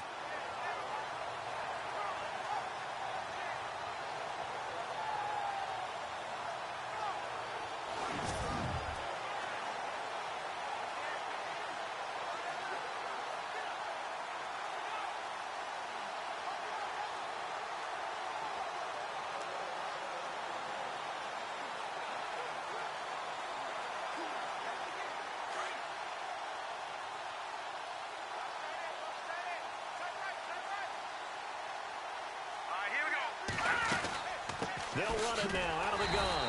And this has been a familiar sight all afternoon as they stop him behind the line. They'll lose a yard, and it brings up third. Brandon, that play typifies what we've seen from the offense all day long. They've had no success getting things going. I think for the offensive coordinator, he's got to go to that side of the play sheet that says, try something different. Try some specials, something they haven't seen all day to try and get this offense kick-started.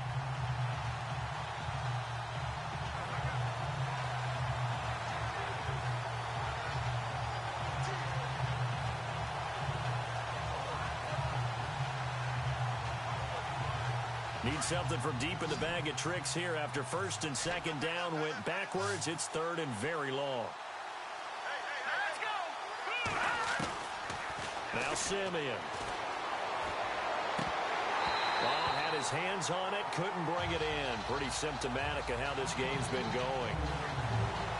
Another drive comes and goes, still nothing on the scoreboard. Yeah, when the second half comes, you know, it's real easy to get discouraged and wonder if you're ever going to get things started. You just got to fight through it. Got to keep pounding away.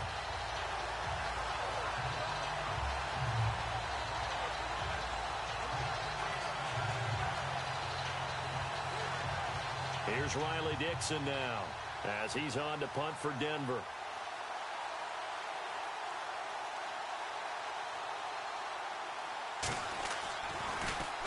Now a high kick, almost a pooch punt.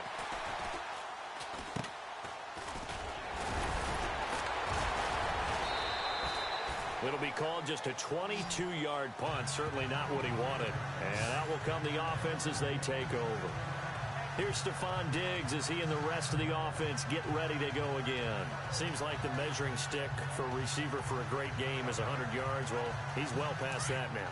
And as we analyze how he's getting them, that's where it really becomes fun because, let's face it, they keep sending coverage at him, keep trying to put the pressure on, yet he finds ways downfield and finds openings. That's a really crafty receiver. That ball's caught. Aguilar right side. And he is out of bounds just a yard or two shy of the 30. That one goes for 24 yards. That's what we're used to seeing from him right there. Plays like that, why he's number 4 in the league in terms of receiving yardage. Able to make adjustments all along the way. Doesn't matter where he lines up, where he releases from. Working his way into the secondary, figures out defenses and finds weak spots in order to get open. And he'll get about 3 as he's brought down to the 28. Third quarter and you've got the lead. You're not ready to go into that 4-minute offense to close the game out, but a running game can really benefit your team right now. Wentz to throw on second down. Over the middle into traffic, and that's complete. And he'll be brought down at the 21, just shy of the 20 in the red zone. An Eagle first down there, Wentz to Ertz, and the names that end in TZ.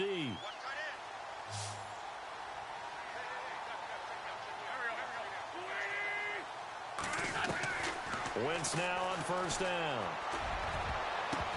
And a scary incompletion, almost picked off. It would have been their first INT of the game. Instead, second down.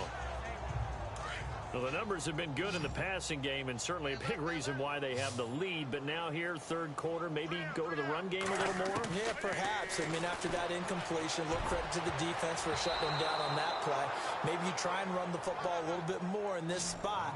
But they have to feel good about how they've been throwing it overall. He was trying to get it to Zach Ertz that time. Third down here. Not only did they drop what looked like an interception in the end zone, they blew a golden opportunity to shift the momentum. Now Wentz on third down. Aguilar has it. They're able to convert on third down, and that sets up a first and goal. That was a nicely run slant route, and what the receiver's trying to do is make the defender think he's going upfield for a deeper route, and then breaks it off, usually after about 3 to 4 steps, and cuts towards the middle of the field. And now what he's trying to do is use his body to keep the defender away from the football and get the quarterback a really nice target.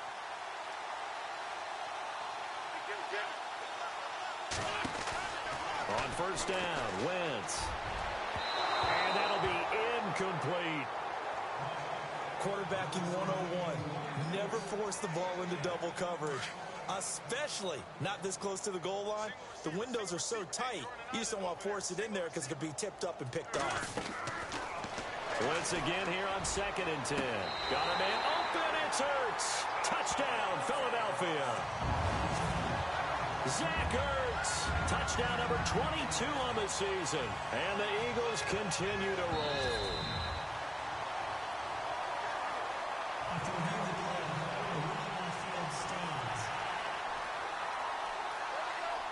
Elliott now to add the extra point.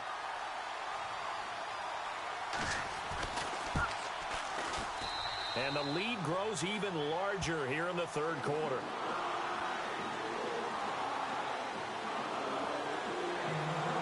The kickoff unit is out on the field, and they will send this one away.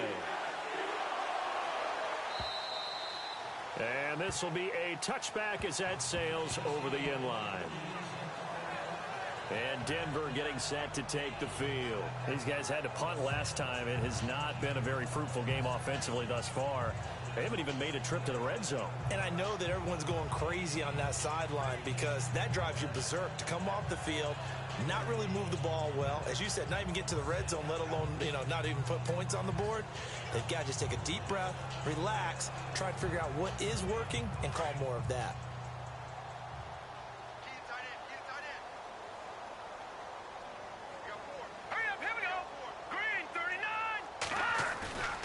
Play fake to Anderson. It's Simeon.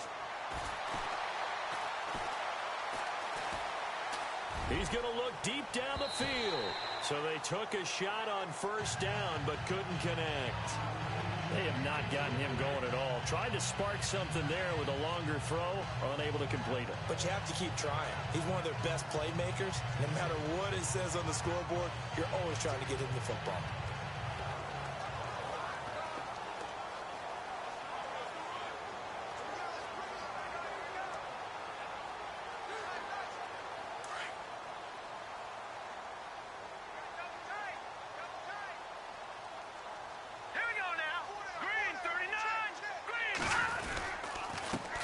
And this has been a familiar sight all afternoon as they stop him behind the line. So he loses 3 yards there. Now third down. Oftentimes when you're not winning at the point of attack for an offensive line, maybe they're getting out physical, spread things out a little bit, make it more of a one-on-one blocking scheme. Then you don't have to win it physically. You just have to win it by position. That may open things up for your running backs. Wonder what's in the offensive playbook on 3rd and 13. We're about to find out.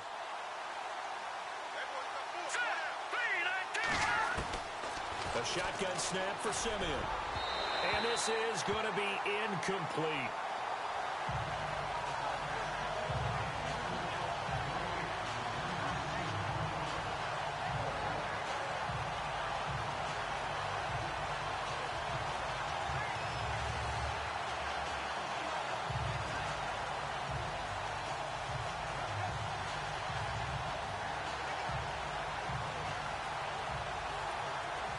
Here's Riley Dixon now as he's on to punt for Denver.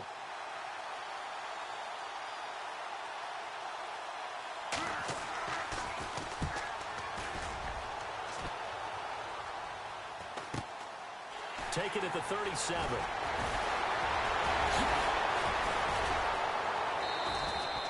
A very good return there. Give him an even 20 yards. And this offense, they're going to have excellent field position. They take over with a 1st and 10 on the short side of the field. Nelson Aguilar and company getting set to go again on offense now. And I know that they've double-teamed him a couple times, but not a ton. Whatever they're doing isn't working. He's up over 100 yards. We'll see how they adjust. And when they do that, they weaken their defense in other places as well. And how many times have we done games where we've seen a guy have a big game like this? It's usually not by himself, is it? Usually it opens it up for other people to have big games as well. Looked like the screen pass was taken away there, and that was a nice job of improvising, but it's not normal. Usually when the screen pass is taken away, you're taught to just throw the ball at the ground at the feet of the receiver so that you don't get it intercepted and just start over. But he didn't. And no escaping this time as he'll go down. They got him for a sack. Michael Johnson. He's the one that got to him. He takes him down for a loss of 9. And it's never good to take a sack. You really don't want to take one down here in this part of the field down near the red zone. Not at all, because you're already pretty much assured of a field goal. If you take a big sack, it could push you out of range, and that's why defenses get a little more aggressive in this situation. They're almost conceding the 3 points. They want to push you back and try and take you out of that. A good pickup there, 18 yards as they get closer for third down. The Eagles on third down. They have been superb. 5 for 6 to this point. They need just a yard here. It's 3rd and 1. Now Wentz. Toward the pylon, caught. And he takes this down to about the 2 before going out of bounds. They're able to convert on third down, and that sets up a 1st and goal. Looked like the screen pass was taken away there, but what a nice job improvising, finding other options, and completing the pass anyway. First down and goal. The offense knocking on the door.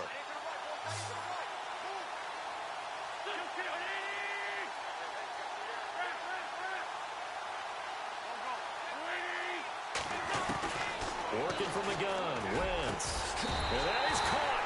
It's Aguilar for the Eagle touchdown. Nelson Aguilar, his 10th touchdown of the season, second of the game. And the Eagles are pouring it on. I know Paul Revere talked about by land or by sea, right? You know, one by land, two by sea. He didn't mention air because right now we're seeing a big-time performance, aren't we? That's 2 touchdowns so far in this game. Where'd you pull that one from? And, you know, every now and then I actually listened in history class. And you're just a scholar all the way around. You're reading all the time. I like that you fit that into the broadcast. You know, I just grab a nugget when I can. And they will not get a chance to return this one as it's through the end zone for a touchback. The Broncos offense now gets ready to head back onto the field. These guys had to punt their last possession, and that's become too familiar of a refrain. Too many of these drives just wound up going nowhere. But you know how in baseball, when the pitcher gets a base hit and he's on base, they bring his jacket out to him to keep him warm? A lot of times the punter goes to the sideline, puts on sweatpants or a wrap over his leg to keep it warm. He might need a massage from the trainer right now from all the work he's getting. Fair to say, hasn't been his best game throwing the football, but also not getting a lot of help out there either. Yeah, you nailed it pretty well, you know. He's got to throw it better, got to get more help. Obviously one that should have been caught. They've got to find a way to bring those 2 elements together so they can make some progress in this one.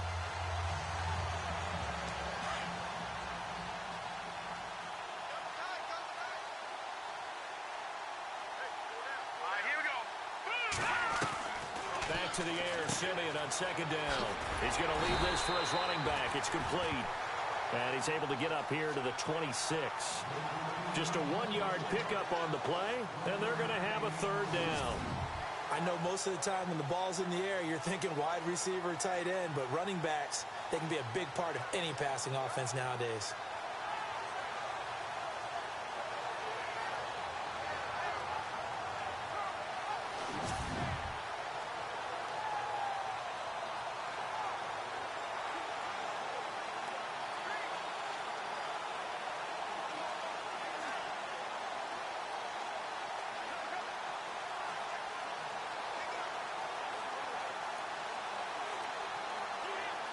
Still 9 yards to go on third down.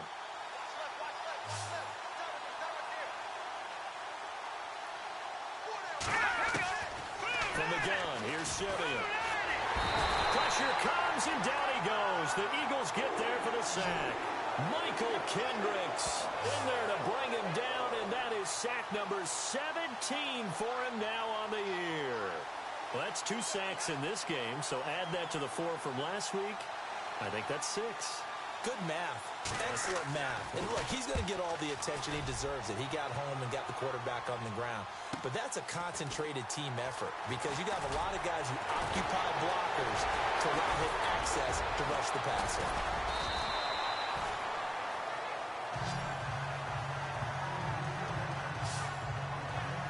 Carson Wentz and the Eagles make their way out to the field. And the numbers for the last drive, and he was perfect, which maybe isn't surprising because he has not missed a pass in this game yet. And it lets you know just how precise things have to be for a quarterback to be perfect because that means the line's blocking really well. No one's dropping any of the passes thrown to them, and the quarterback is accurate. It's almost like a pitcher throwing a no-hitter or a perfect game, isn't it? He's the principal guy, but he needs a lot of help. Time to find out if he can keep that perfect game going here, partner. Oh, man, that wasn't far from breaking in a big way into the secondary.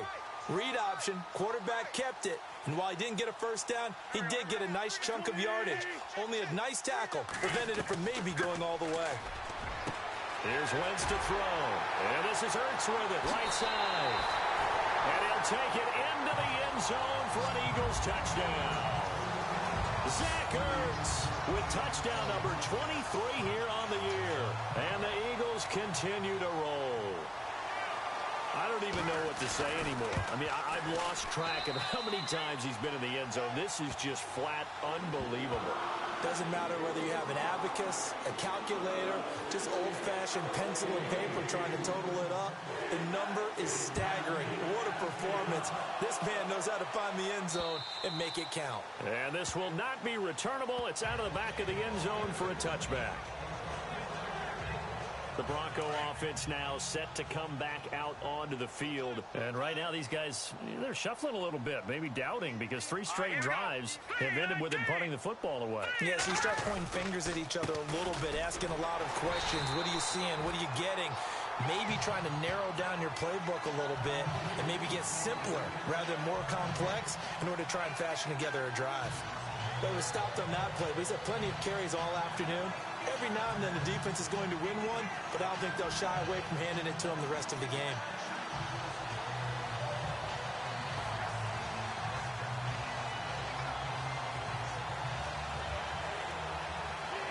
Offense looking to avoid a 3rd and long. It's 2nd and 10.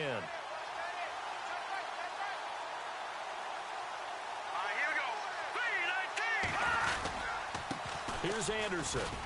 And he'll go down right at the 30-yard line. It'll be a pickup of 5, and that leaves him with 5 more. 3rd and 5 now. Well, they're hoping that the second half is better for him than the first half. They've got to find a way to get him going. He's a big part of their offense.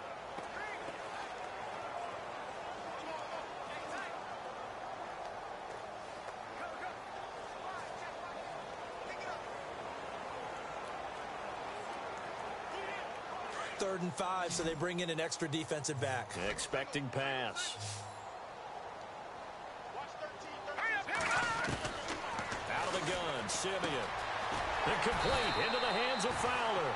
And he's able to get the first before he's taken down at the 36. It's a pickup of 6 and good enough to move the chains.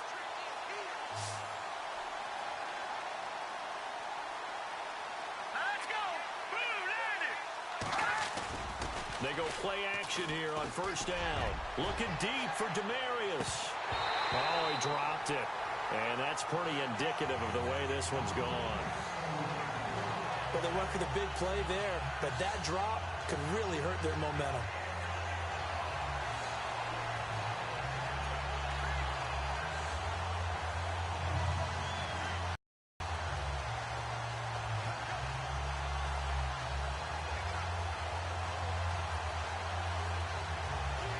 Second down now after the incompletion.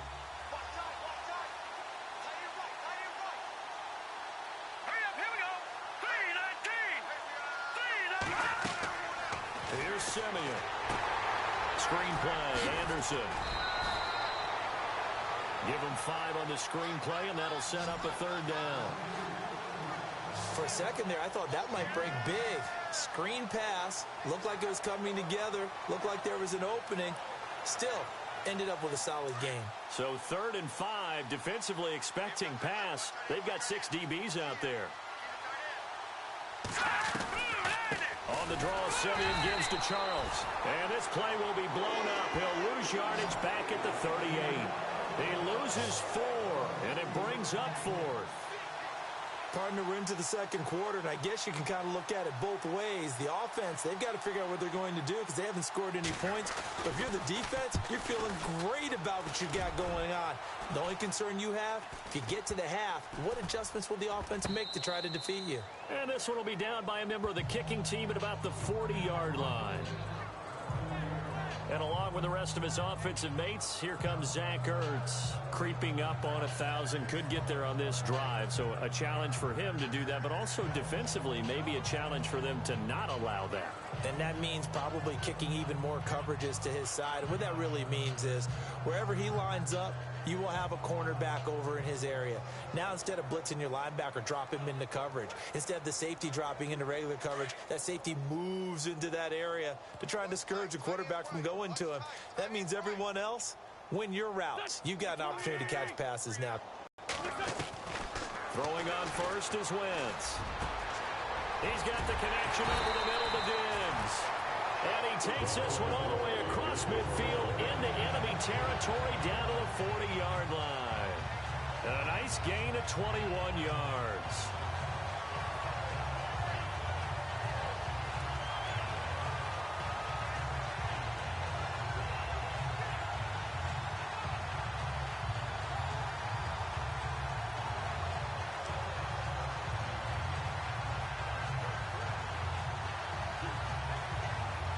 Inside 4 minutes to go, third quarter.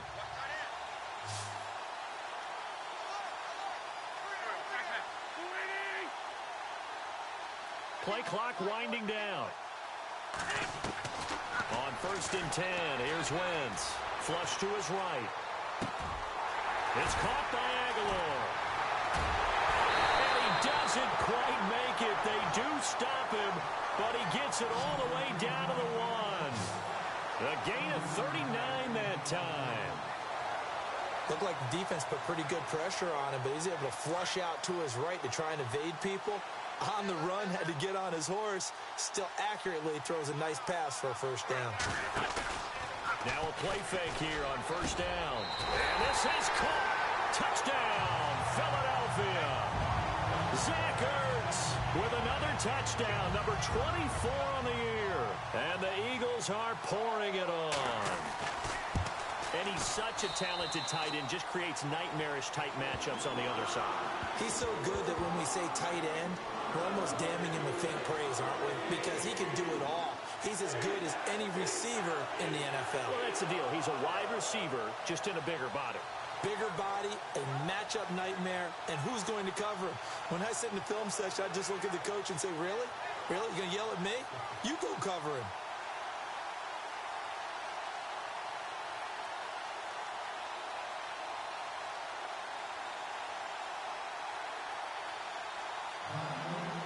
The kickoff team on the field now as they will send this one away. And that'll carry over the back line of the end zone for a touchback. And Denver getting set to take the field. They've got to dig down deep. I mean, they need something right now, really anything to cling on to. This offense has struggled. Partner, join me in a walk to their locker room at the half, okay? Because I think what we would have seen is an offensive coordinator and his assistant coaches getting together with all their positions, then coming together as a group, going over adjustments, and then the head coach coming in and just screaming, wake up. Yeah. Let's get moving, guys. I'm kind of glad we weren't in there at halftime, actually. I mean, you think he might have turned it on us, too? Yeah, but right now, whatever was said hasn't been working.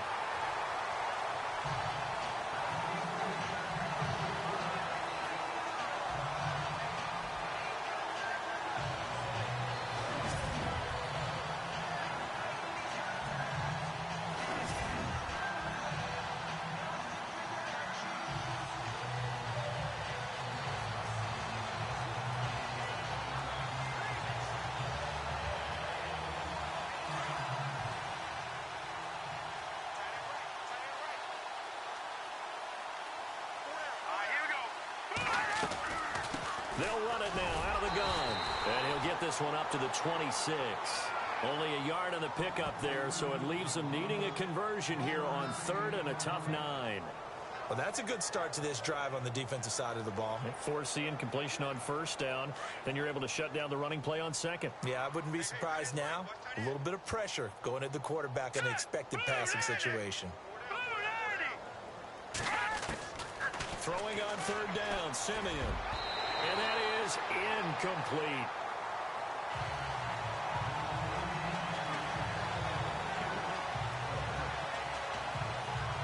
Here's Riley Dixon now as he's on to punt for Denver.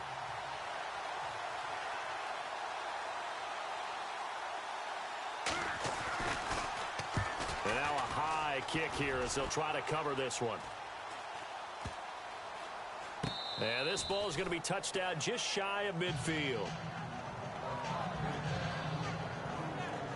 Philadelphia getting set to take the field. The last time out, another touchdown, and I think there may be some empty seats around here by the time the 4th quarter comes around. Yeah, I have to agree with you because this was just about decided. But you know who benefits from all those empty seats? Who? You and me, trying to get to the airport. That's the roads true. will be fairly clear that is by the one time we have to positive. leave the booth.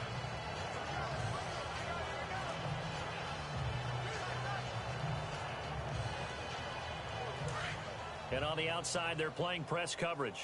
86 to man, 86 to man. Watch it. Wentz now on first down. Buying time to his left. And off his back foot, he'll heave this one deep. And a scary incompletion, almost picked off. It would have been their first INT of the game. Instead, second down. I guess they figure with a guy who is that hot downfield, who knows how to get the ball into the end zone, you throw it up and give him every opportunity, even though that one fell incomplete. Yeah, he's already been in the end zone multiple times. Tried to target him again deep there, but unsuccessful. And he almost intercepted it. They haven't picked a ball off yet. That probably should have been their first. And it's third down now. Pretty nice coverage there, but a missed opportunity for an interception. Let's face it, a lot of these defenders, they've got it all. Speed, athleticism, hands, a little bit questionable. The Eagles on third down. They've been excellent, 6 for 7. This is 3rd and 10. Now it's the all-purpose back. This is Darren Sproles. 3 yards won't be enough here as that'll bring up 4th down. He was hoping to get to the edge, but they did a really nice job of forcing him back inside. That's excellent fundamental defensive football. Don't let them outside where they can really shred your defense. And that is going to be incomplete. Boy, it looked like he had it and dropped it. And the Broncos will take over on downs. And he'll have a tough time living that one down. It's one thing, Charles, to drop a pass. It's quite another to drop it on 4th down. And so many teams work on that in terms of locking in on those key downs. You know, I've seen, you and I have both been to practice. Blitz coming, and down he goes. Brandon Graham in there to get him his second sack now of the afternoon. That's his second sack of the game. And the best defensive ends, they do their homework as much as offensive guys do. They know how to beat the offensive lineman across from them, what moves they need to do to set them up. This guy's been pretty good at it all game long. And this has been a familiar sight all afternoon as they stop him behind the line. It's a loss of 2, now 3rd down. But there's another example of why they haven't scored any points so far. I think it's time to abandon the run game, spread things out, and go to the air. It certainly can't be any worse than what they've done so far. Simeon now to throw. And that is incomplete. Well, we quit counting yardage on that one, didn't we? That was truly 3rd and a mile, wasn't it? It was. I thought they might just go underneath, but they didn't. They wanted to get the first down there. Yeah, they tried to pick up the huge chunk unsuccessfully. I'm with you. I would have tried to take some yardage just to gain some field position. Dixon, the punter, is on as he sends it away. Just 21 yards on the punt there. And possession will switch hands, 1st and 10. Nelson Aguilar and company getting set to go again on offense now. A monster game so far, 3rd quarter. He is lighting up the stat sheet. And so many times when you see these types of games, you hear about the quarterback, or we talk about the quarterback throwing guys open, putting it in the right spot. How about some credit for the receivers, though, Absolutely. who find ways to get open, whether they uncover late in a route or they get open early, but they just always find a way. And he's having that type of a game. Yeah, he's been nearly impossible to cover.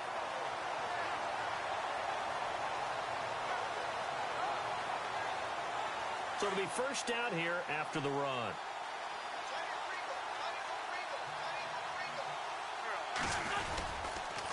Now a toss play to Blunt. Oh, he's got a little daylight. And down inside the 40 to about the 38. 7 yards on the pickup there, and it'll leave him with a 2nd and 3. They're trying to show that they can run the ball and protect this lead. Give it to the backs, play a little bit of keep away, don't you think? And that's probably a good philosophy at this point, going to make that defense stand up and stop him. They'll run it here with Blunt. Oh, and now he bowls him over. And he'll take it into the end zone for an Eagles touchdown. LeGarrette Blunt tying a career high with his 4th touchdown of the game. And the Eagles continue to roll. And that rushing touchdown, his 4th, puts him just 1 shy of the NFL record in a single game. And we all know he would love to get to that record and even beyond it. But he doesn't need to in order to impress in this one, does he? What a performance. What an absolute great game that he's had here in this one. Up big, and they go for two, and they get it. I remember being in high school and seeing an article in the paper where a local columnist had said, why are we fighting over sportsmanship and running up the score? Just run it up on everybody and deal with it. Some people just don't care that way, and obviously this coach feels the exact same way. So that article was saying the defense should be able to stop them. That's what they're trying to say. Hey, if you don't want it to happen, stop them. Otherwise, quit whining about it. All right, here we go. Blue 90. Blue 90. Now a first down throw, Simeon. Now Simeon stripped. He lost the football. And unfortunately, he's able to reel it back in, but it's going to go down as a big loss here on the play. Well, that was a big oops right there. But how about his ability to correct it? Loses the football, able to get it back himself. Yeah, pounced right back on it, keeps possession.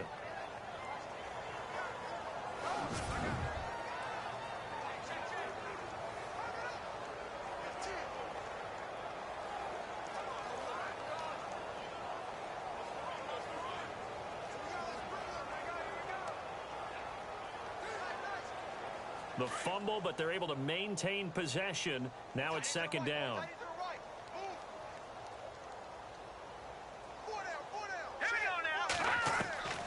Here's Simeon. To the sideline. Wow, what a catch.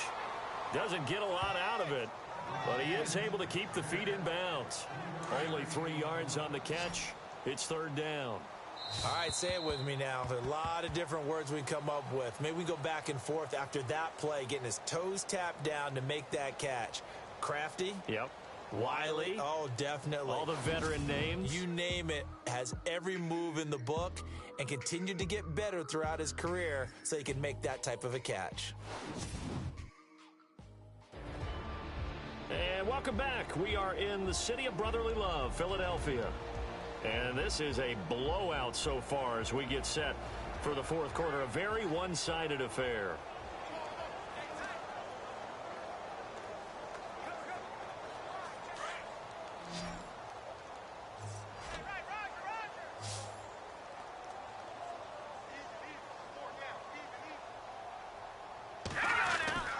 Third and long. It's Simeon. And my goodness, another interception. Picked off by Malcolm Jenkins. And he's going to get this on down to the 13-yard line. Charles, whatever's going on between his ears right now, it's just not completely calculated correctly. 7 picks between last week and that one. And they always say the most important part of a player is those 6 inches between the ears. But right now, it's all those interceptions that are going on. So whoever his trusted confidant is on the sidelines, I don't know if it's the offense coordinator, quarterback's coach, maybe the backup quarterback, that's who he needs to get with now and get himself calm. Philadelphia getting set to take the field. It's a quick turnaround for them after the turnover, but the way they moved it on their last drive, they're probably eager to get right back at it. And you know me and you know my tendencies in this situation. What do I want right now? Be aggressive. Be aggressive. Take your shot right here. So after the INT, here's Wentz. It's caught. And he is into the end zone. Touchdown, Philadelphia. Stephon Diggs ties LT with his 31st touchdown of the year. And the Eagles take advantage of good field position on the turnover to cash this one in.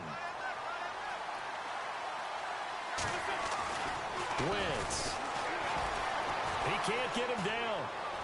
And they're a perfect 5 for 5 now on 2-point conversions as he is in to get them 2 more. Oh, boy, rubbing a little salt in the wound there, going for 2 up this big. You know, there's one time when I played, Brandon, and played against a team that was just absolutely pile driving us, and they ended up going for 2 late in the game. And I asked one of the guys, why'd you do that? He said, because we wanted to win by more. That feels like that type of situation. Wow. Well, it could also result in a melee later, though. So the Broncos coming out now. And following the interception, just any interception, are you a little bit more cautious when you start that next drive, or no, you just throw that out the window? I think you are. I don't think that there's any way you can run back out there and go, totally didn't affect me. Let's just go ahead and be loose with the football again. You're going to take care of it, but you have to be careful about being too cautious because now you can't run any offense at all. Still want to attack. We'll see how they attack him here. Trying to shake off the interception. He'll look to throw. Toward the center of the field, but it's incomplete. Another wayward pass. You know, things started out poorly in this game, and to be frank, they just really haven't gotten much better. And all that does is embolden the secondary. They feel good about what's going on, and they just play better and better.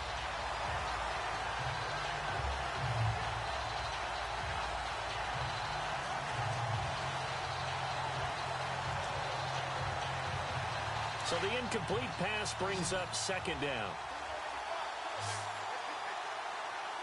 Here we go now. Blue 90. Simeon. And now here's another interception. Picked off by Malcolm Jenkins. And his guys are going to take over at the 34-yard line. Yet another interception, and I just had to double-check my math. But it is now 8 between last week and this week. Well, I just used the calculator. I didn't worry about double-checking it. But the thing that always throws me when you see quarterbacks in this type of a bad spot, they're trying to figure out what they can do to change it, and sometimes they try too hard, and they never get out of it. And that's where he is right now. He's just locked in a really bad way. Here's Blunt. Oh, he's got some breathing room. And they do get him down, but not before he reaches the 4-yard line. All told, it's an even 30 and a first down. Do my eyes deceive me, or is he getting stronger as this game moves along? Burst seems just as good here in the fourth as it was way back in the first, doesn't it? I do believe someone put a lot of time in the offseason and continues to condition during the season in order to continue to carry the ball at this rate.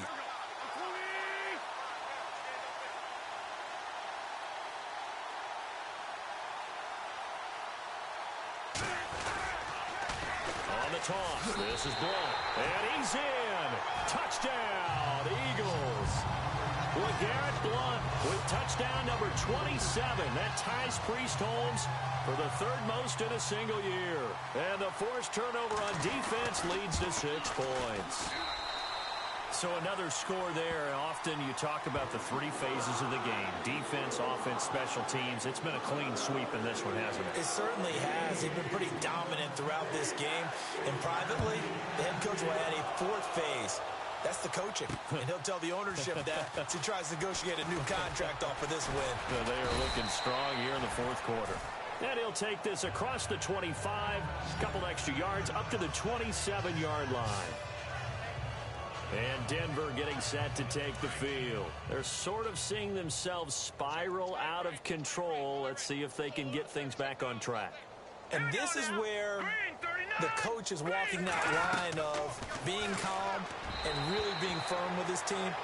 Had one tell me once, when we were having a tough patch, this too shall pass, this too shall pass. And if we kept having a rough patch, he said, but you got to do something to make it pass. And that's what they have to do. They've got to get some control back, get themselves reasserted, and calm things down. See if they can get calm and reassert themselves here. And he drops it incomplete, and their struggles continue here. Brandon, at least there's one bright side to that incompletion. What's that? It wasn't an interception. Wow. You're a nice guy. That was kind of savage. But correct. Eagle pressure, too much this time. Down he goes. Timmy Jernigan in there to sack him, and that is 10 for him now on the year. The amount of sacks that they've absorbed in this game is absolutely extraordinary. Let's just face it. This offensive line, flat out, cannot handle this pass rush. It's been demonstrated time and time again.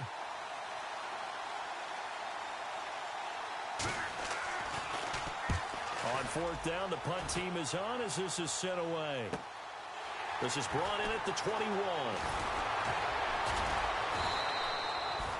Nearly a huge return, as it is. Still a very good one. 24 yards. And the offense will take over with a new set of downs. And now we move our focus to Stephon Diggs. So far, he has the trio of touchdowns. Obviously, it's been a pretty good game for him. So if this were hockey, they'd be throwing their hats out on the ice for the hat trick, right? I'm not sure exactly what you do in the NFL except applaud and continue to hope you see a little bit more of this. What a tremendous game. Do you want to start a new tradition? What can we throw on the field? Oh, no, Throw your mic out there. A lot of fans would like that. Cut his mic off. 3 touchdowns so far. A good pickup there of 20 yards. Okay, what can't Deshaun Jackson do? All right, we know about the catches. We just saw another one there. Also gets involved in the return game, and he can break big plays like that. We've seen him do it throughout his NFL career. We have. What are you thinking of anything in particular? Yeah, I'm still remembering a certain Giants punter not following orders, and Deshaun Jackson made that big-time return all the way back for a game winner in that one. I still remember seeing the looks of disbelief on the Giants sideline. Wentz now on first down. Right side caught by Jackson. And he's going to get this down near the 20-yard line. A good gain of 14 there, and it moves the chains. Slant route's effective no matter who's running the route and catching the ball. But when you have a receiver of that stature, you have to be a little bit more precise throwing it. You don't have the same catch radius with the bigger targets.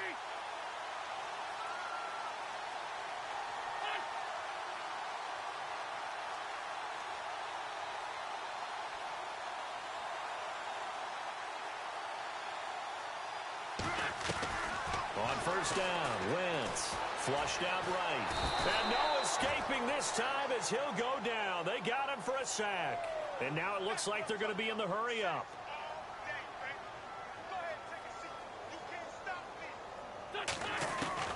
Wentz to throw on second down.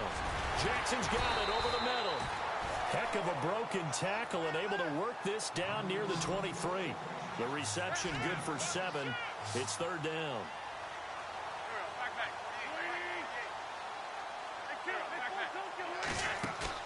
Play fake to Blunt. Now it's Wentz. And he can't quite pick it. No interception so far. That probably should have been their first. But at least it's fourth down. A missed opportunity for an interception would have killed off a drive. They had a chance there to finish things off. Didn't get it done. I guess that's why a lot of those guys do not play offense. 5-9, 5-9. Hey, ram. Wentz to throw for it on fourth. Eluding the pressure right. And he's able to find Diggs. And they do get him down, but not before he reaches the 4-yard line. The decision to go for it pays off, and now they're set up first and goal. Felt compelled to go for it there on fourth down, trailing in the fourth quarter. They got it done. And there's always a lot of pressure on a fourth down call. Doesn't matter the distance. You still have to get it done, as you noted, and they did.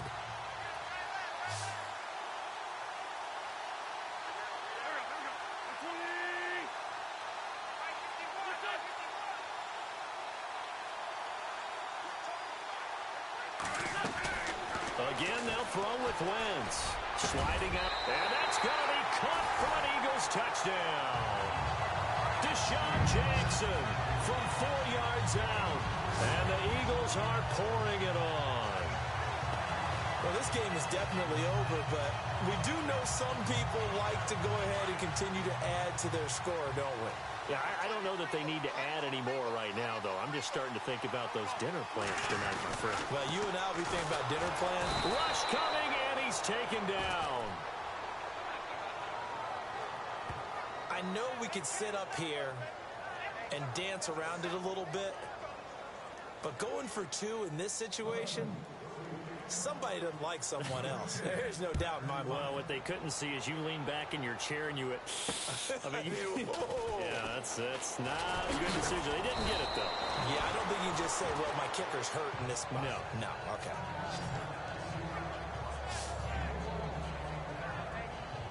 And Denver getting set to take the field. And still no points on the scoreboard. You're coming off of the 3 and out.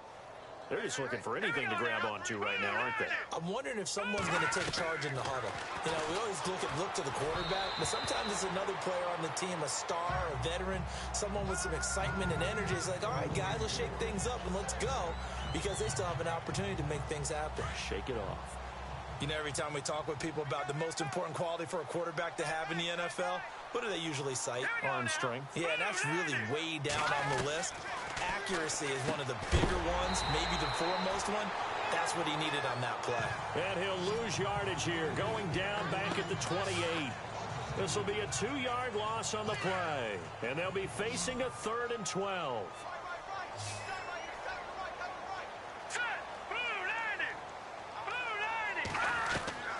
A shotgun snap for Simeon. And this is going to be incomplete. We always talk about receivers. If the ball hits your hand, you're supposed to haul it in, but it is hard to adjust to a pass thrown a little bit behind you. That one was all the momentum going forward. Couldn't contort his body back to grab it. And now a high kick trying to pin him back. Now Sproles.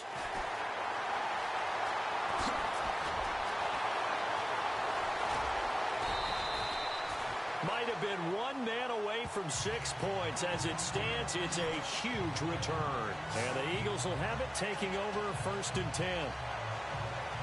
The Eagles coming out as they get ready. And this game comfortably in hand. The scoreboard speaks for itself, but you still got your starting quarterback out there. When do you go to the backup? Let him get some time. And that's one of the great...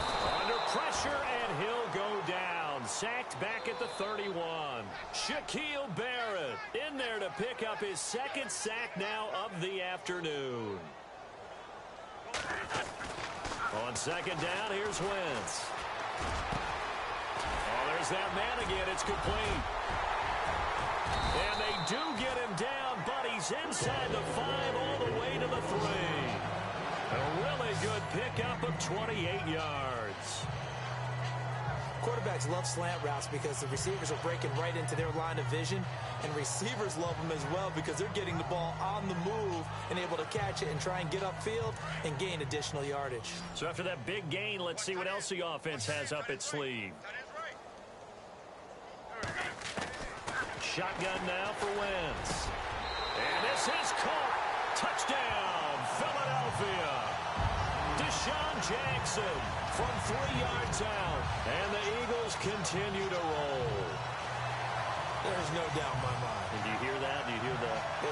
It's not scales, right? I don't hear scales. Do I actually hear a tune being warbled? I think the fat lady's humming. Yeah, she's doing more than humming. She's belting it out right now. She's going. She's full bore. Yeah, this thing is flat out finished. And this is going to be caught. So add 2 more to the lead as they continue to pour it on here in the 4th. And is there bad blood here? I mean, and go for 2 when you're up that much? If there wasn't before, there is now. When you do that, you've just announced to everyone, you just don't care about the other side at all. All you care about is what you're doing, and they just want pile up points. They did. And he'll take this across the 25, a couple extra yards, up to the 27-yard line. And coming out now, the Broncos. And 3 and out on the last drive. No points on the scoreboard. A little soul-searching now. I would say so, and they need to help out their defense a little bit. They've had to be on the field a lot more than normal, put them in some tough spots. But what's the old adage? When you get another chance, it gives you a better chance to do it right.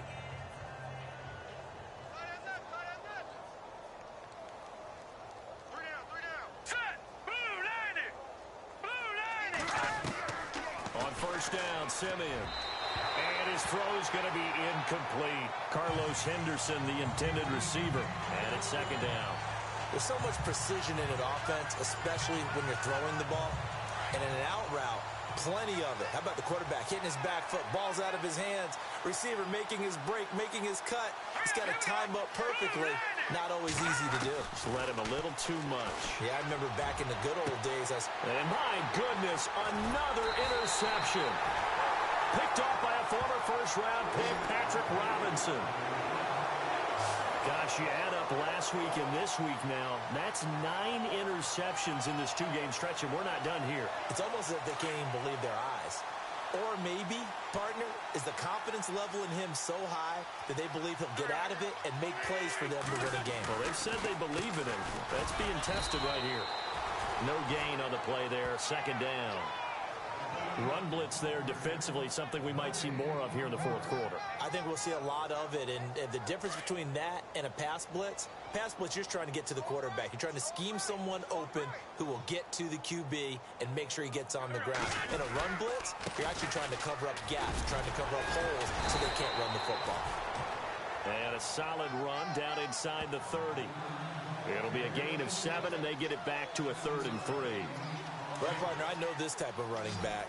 I mean, this size, this intensity usually gets better as the game goes on. I can just tell you from experience, the first few quarters, oh, you're eager. You come running up there, I'm going to tackle this guy. By the fourth quarter, you're coming up and thinking about it. And D-line wearing down fourth quarter. Yeah, that's not a guy they want to see consistently.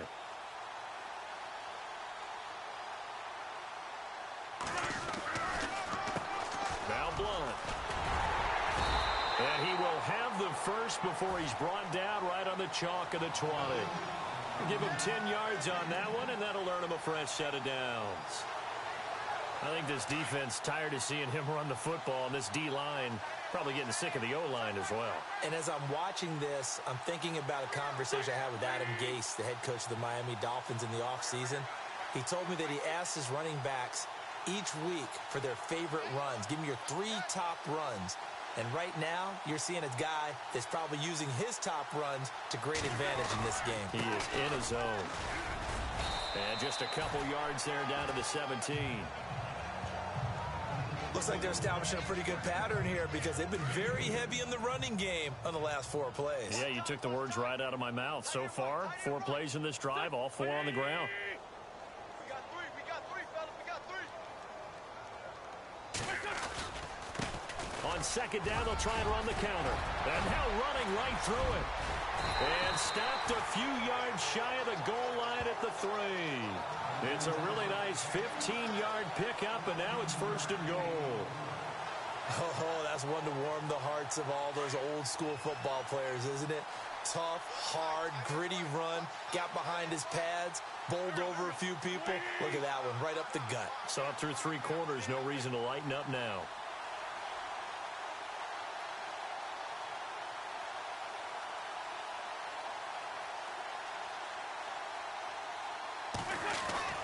Now they'll throw it. Wentz.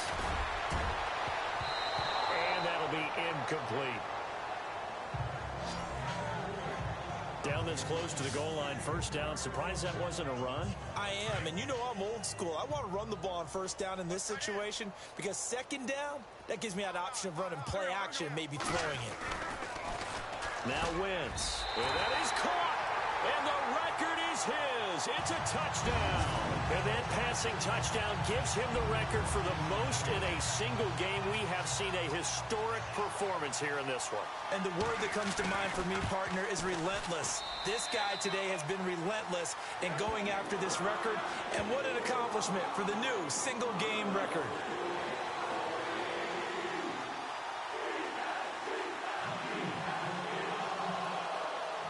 Out is the kickoff unit as they run up and send this one away.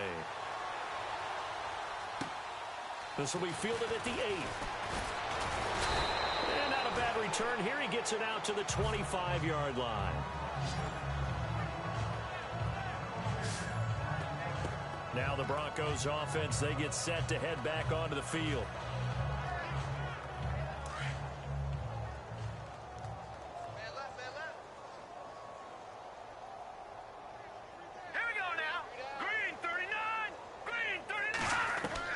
They go back to the air here after the INT on the last drive.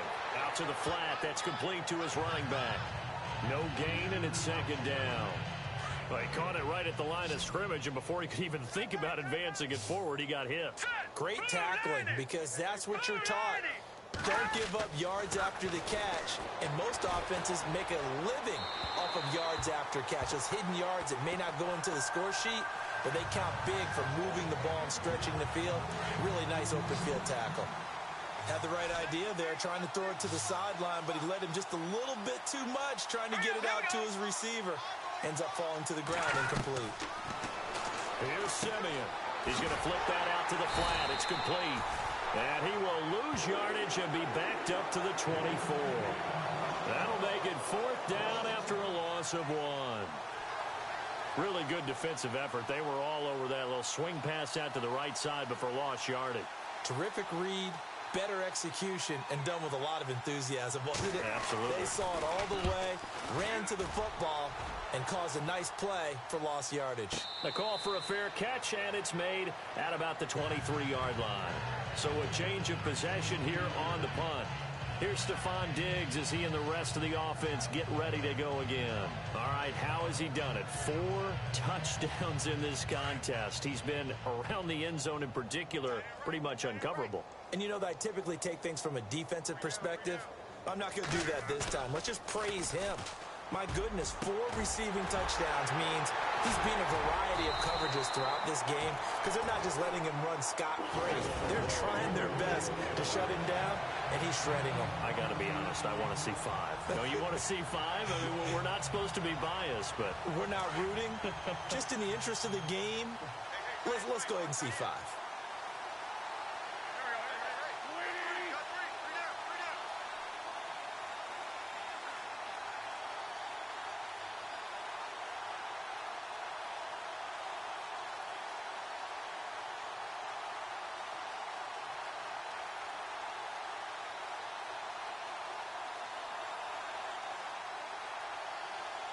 They'll need to get the play off quickly.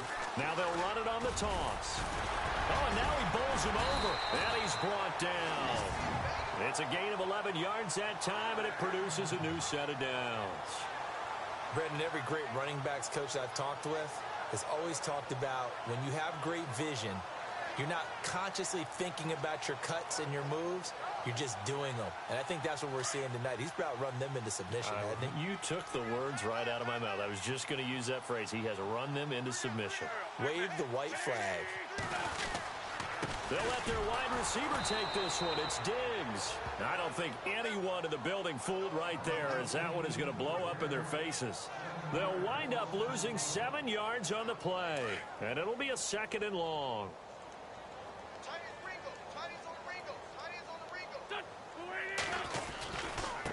Now they try the right side here. And some room to maneuver. And they're able to get this one past the 30 down to the 25. That good for 19 and a 1st down. I know we're in the era of wide open football, a lot of spread formations, more space. But there's still a spot for power football, and we just saw some of it right there. How about that run? Yeah, breaking the tackle, and, you know, late in this game, he wants the football in his hands. He's had a good day.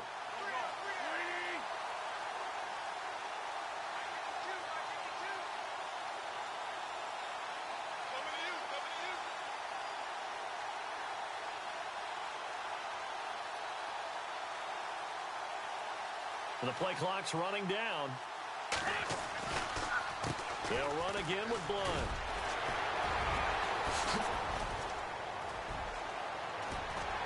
And able to break one tackle, but then quickly brought down. But a nice little gain. That one good for 10 yards. And it'll be 2nd and very short. Not an ideal spot to be on 1st down, but I love that the play caller did not immediately abandon the running game and say, okay, we've got to throw it in order to pick it up. Stayed with the run, was rewarded with a big-time pickup. Now they're in 2nd and manageable. And they're going to run the end around with Jackson. And that one covered beautifully. Their defenders stayed home, and they'll stop him behind the line. I like the idea to mix it up from time to time because, let's face it, you can't be predictable. But the execution was a little lacking on this one, right? They might want to go back to the drawing board with that call. They don't need to run another play here before the 2-minute warning. Let's see if they do it anyway. They'll try and pick it up by running the option to the right. Time for a break. This one, all over but the shouting. We'll finish it after this.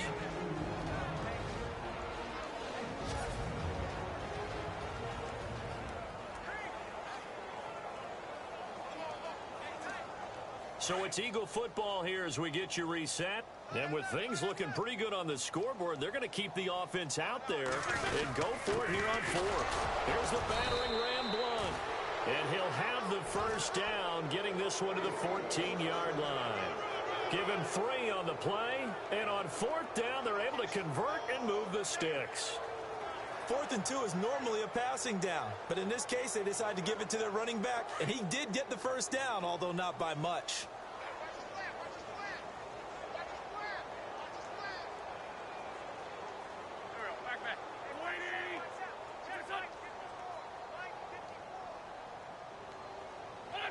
Defense still with 3 timeouts. We'll see if they want to use them here as the kneel down comes.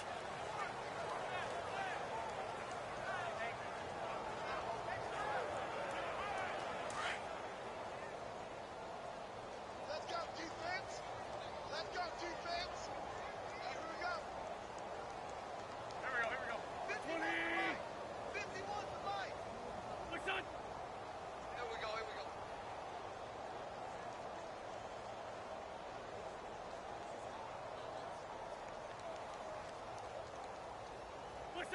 Defense still with 3 timeouts. We'll see if they want to use them here as the kneel down comes.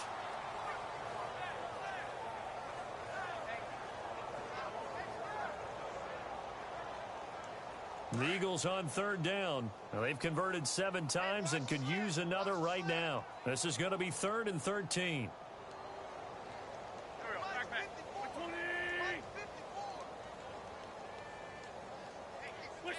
Defense still with 3 timeouts. We'll see if they want to use them here as the kneel down comes. We've seen this offense go for it on 4th down already on this drive. I wonder if they'll go for it again. I certainly wouldn't rule it out with these guys.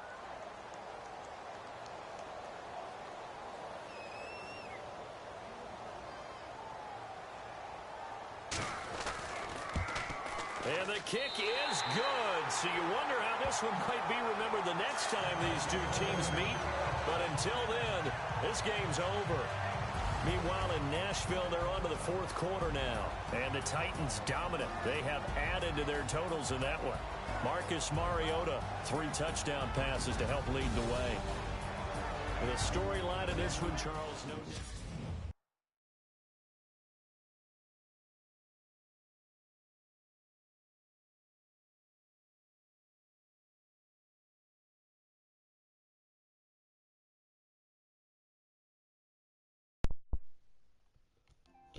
What's up, everybody?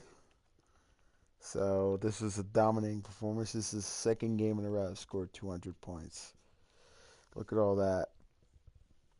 Passing yards, turnover differential, and I still am in that time of possession department.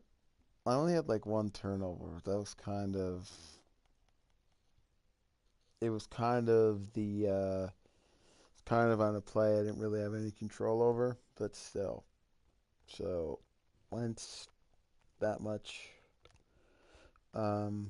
Defense, Robinson. One touchdown for him.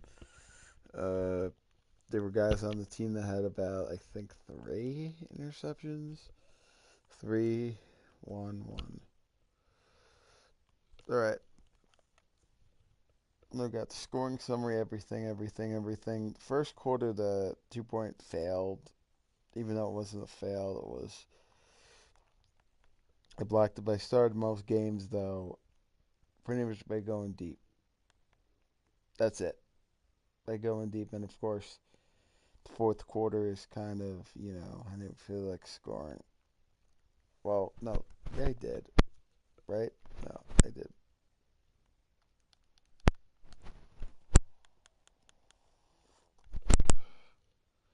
So, Deshaun Jackson, of course. Oh, I got some taste in my mouth.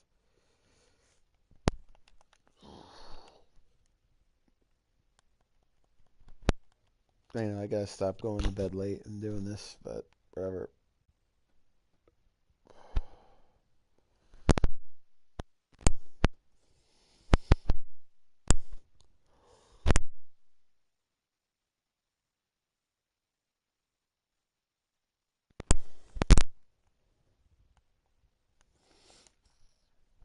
Right. That's it. So I pretty much scored 220 points. All right. Now we're gonna move on.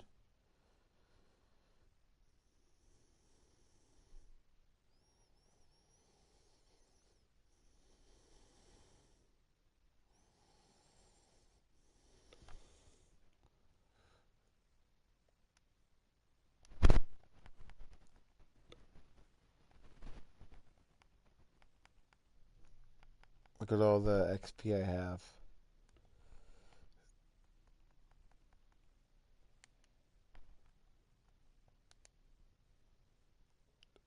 Advance. Call. Hello? Who is that?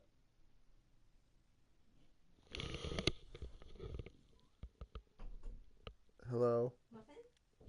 Yeah, I was live streaming.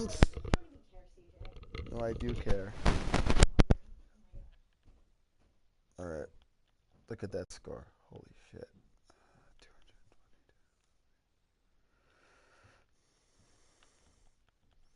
Advance to the bye week, which is the next week.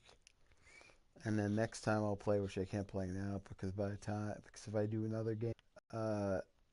So I got this guy to negotiate for. You know, all these guys are pretty good. I don't really like Sutfeld, so he's an okay player.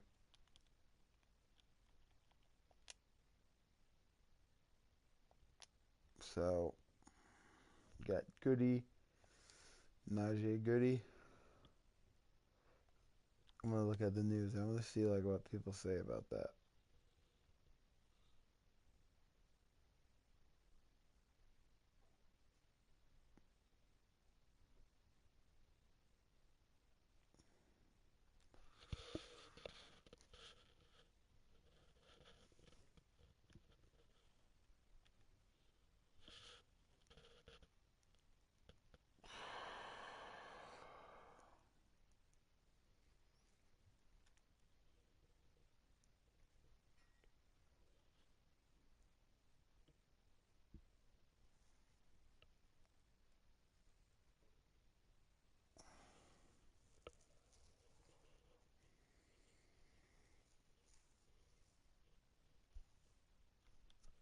All right. So now,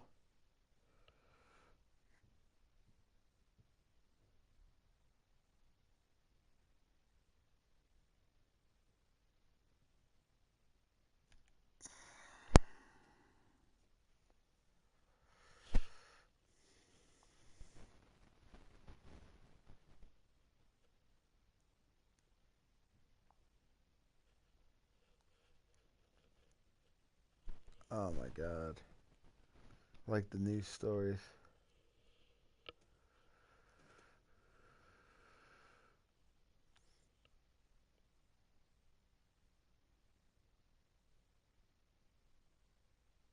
Oh my God, they killed the Chiefs 41-30.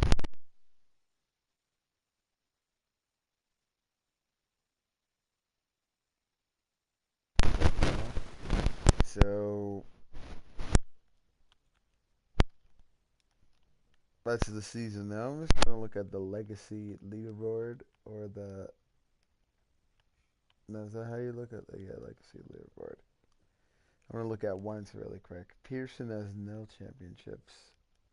Andy Reid has no, but I want to look at player really quick. The Flacco is 1 of 1. Stafford, Wentz. I mean, my legacy is pretty high because I did that. Winston is bad, even though he has like one award. Adrian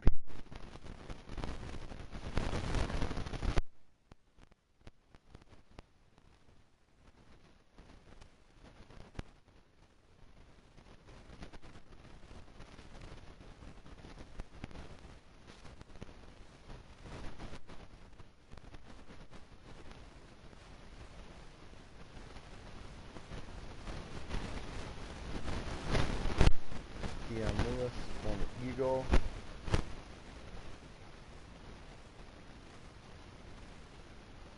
Danny Woodhead should have helped the Super Bowl. You got Johnson, you got Elliott 0. Kevin Coleman.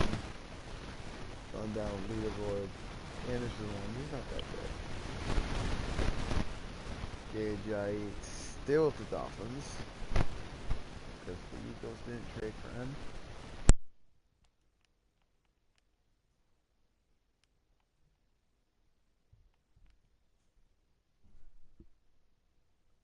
Hey, John Kuhn has 2? That's weird. I know. Kuhn won a Super Bowl with the Packers, but that's all he won, right? I think. Got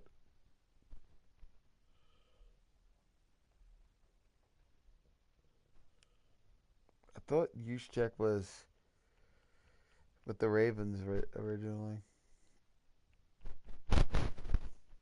Derek Watt with the Eagles, wide receiver. Larry Fitzgerald, I would like to put him on the field. He's a good player. Brandon Marshall, of course, on that legacy leaderboard. Julio Jones. Edelman, I like Edelman. He's a good wide receiver.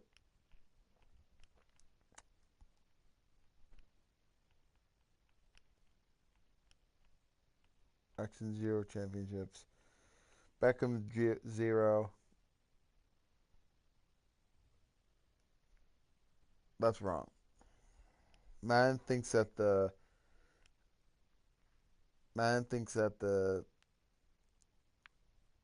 that's totally wrong. Man's wrong. Yep.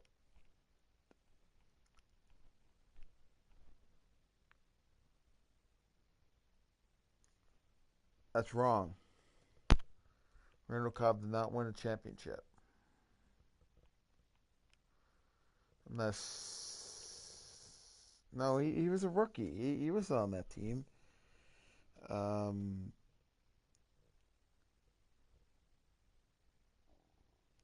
Unless he was.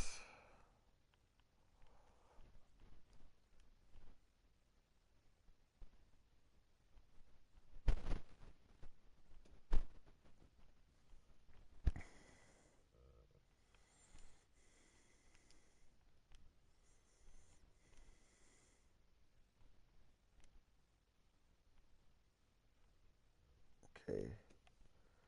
Hardy, Michael Thomas 0, Kenny Still 0, Shane Watkins 0.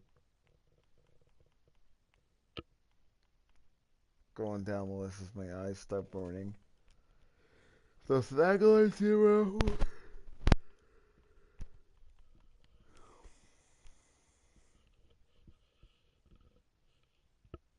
He did not win a championship. Oh no, wait, with the Patriots, yeah. Dante Moncrief, Tyler Lockett, Paul Richardson did not win a championship. That's a lie. I think. Let me go to the Falcons. No, let me go to the Patriots. Yeah, he won 5 Super Bowls. I don't understand, like, okay, halfback, no, quarterback, Matt Ryan.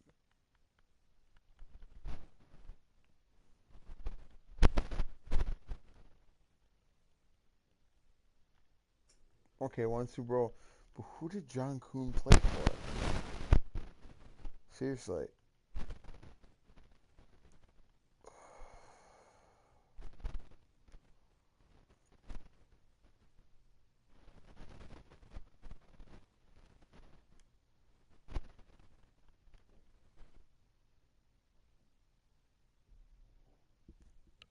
Really? He's on the Texans. Derek Anderson, Josh McCown, Sam Bradford, Kirk Cousins, Matt Castle. Oh yeah.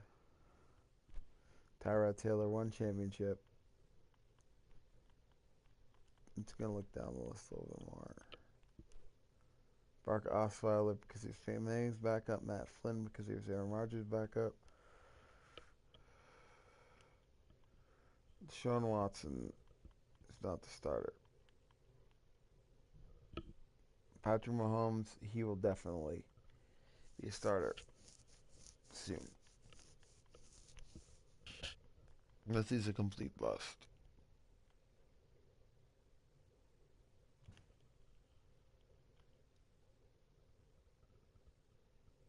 Jason Daniels, champion.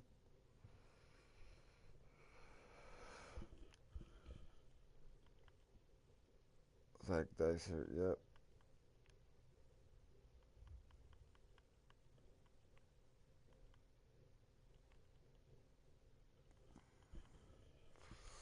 All right.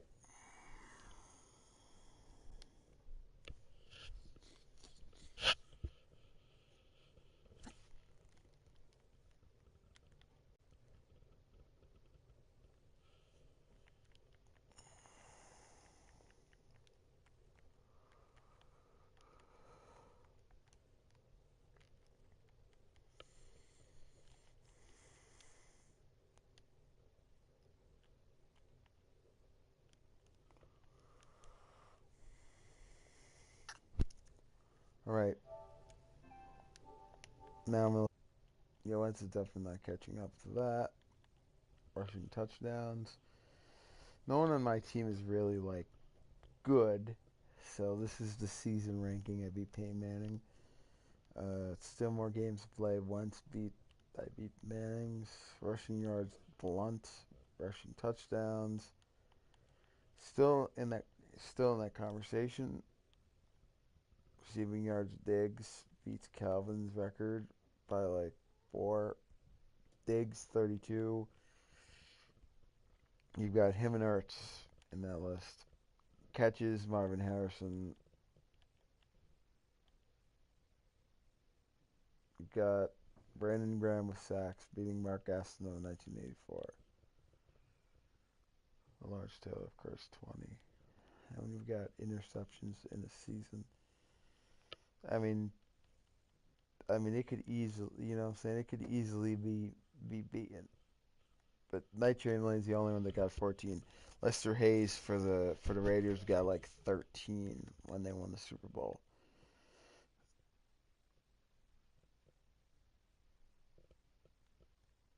No real team, I don't think. I mean, in those seasons, really did anything really special. Of course, you got the game. Oh, most of those records are mine.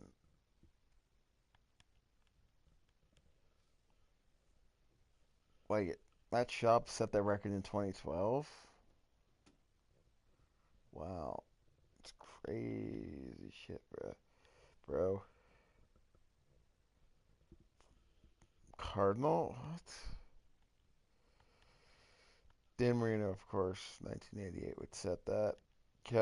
Matthew Stafford, of course, Johnson would set that. So here are all the players. Here are all the touchdowns in one game. 21, 10. Wait, 21, 20, 10, 9, 8, 8, 8, 8, 7, 7, 7. No, wait. Yep. Rushing yards. Blunt. Clement. Davis Murray. Keeps adding up. Rushing yards.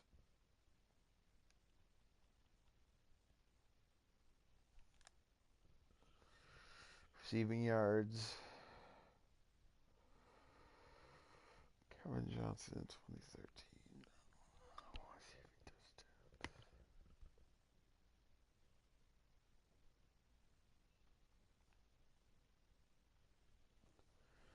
All right. All right. So those are all the records that are broken. Let's see if there's any weekly awards. I'm sure once.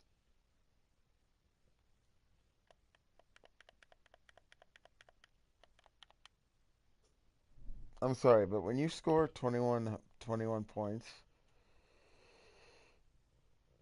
Come on, bro. Patrick Robinson. Oh, he's crazy, bro.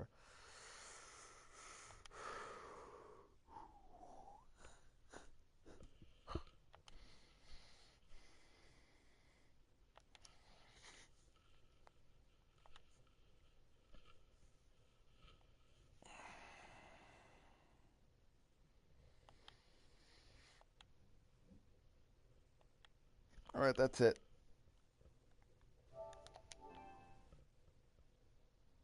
Ugh, stupid flashes in my head. I'm gonna end this, and I'll talk to you guys in the next one. Peace.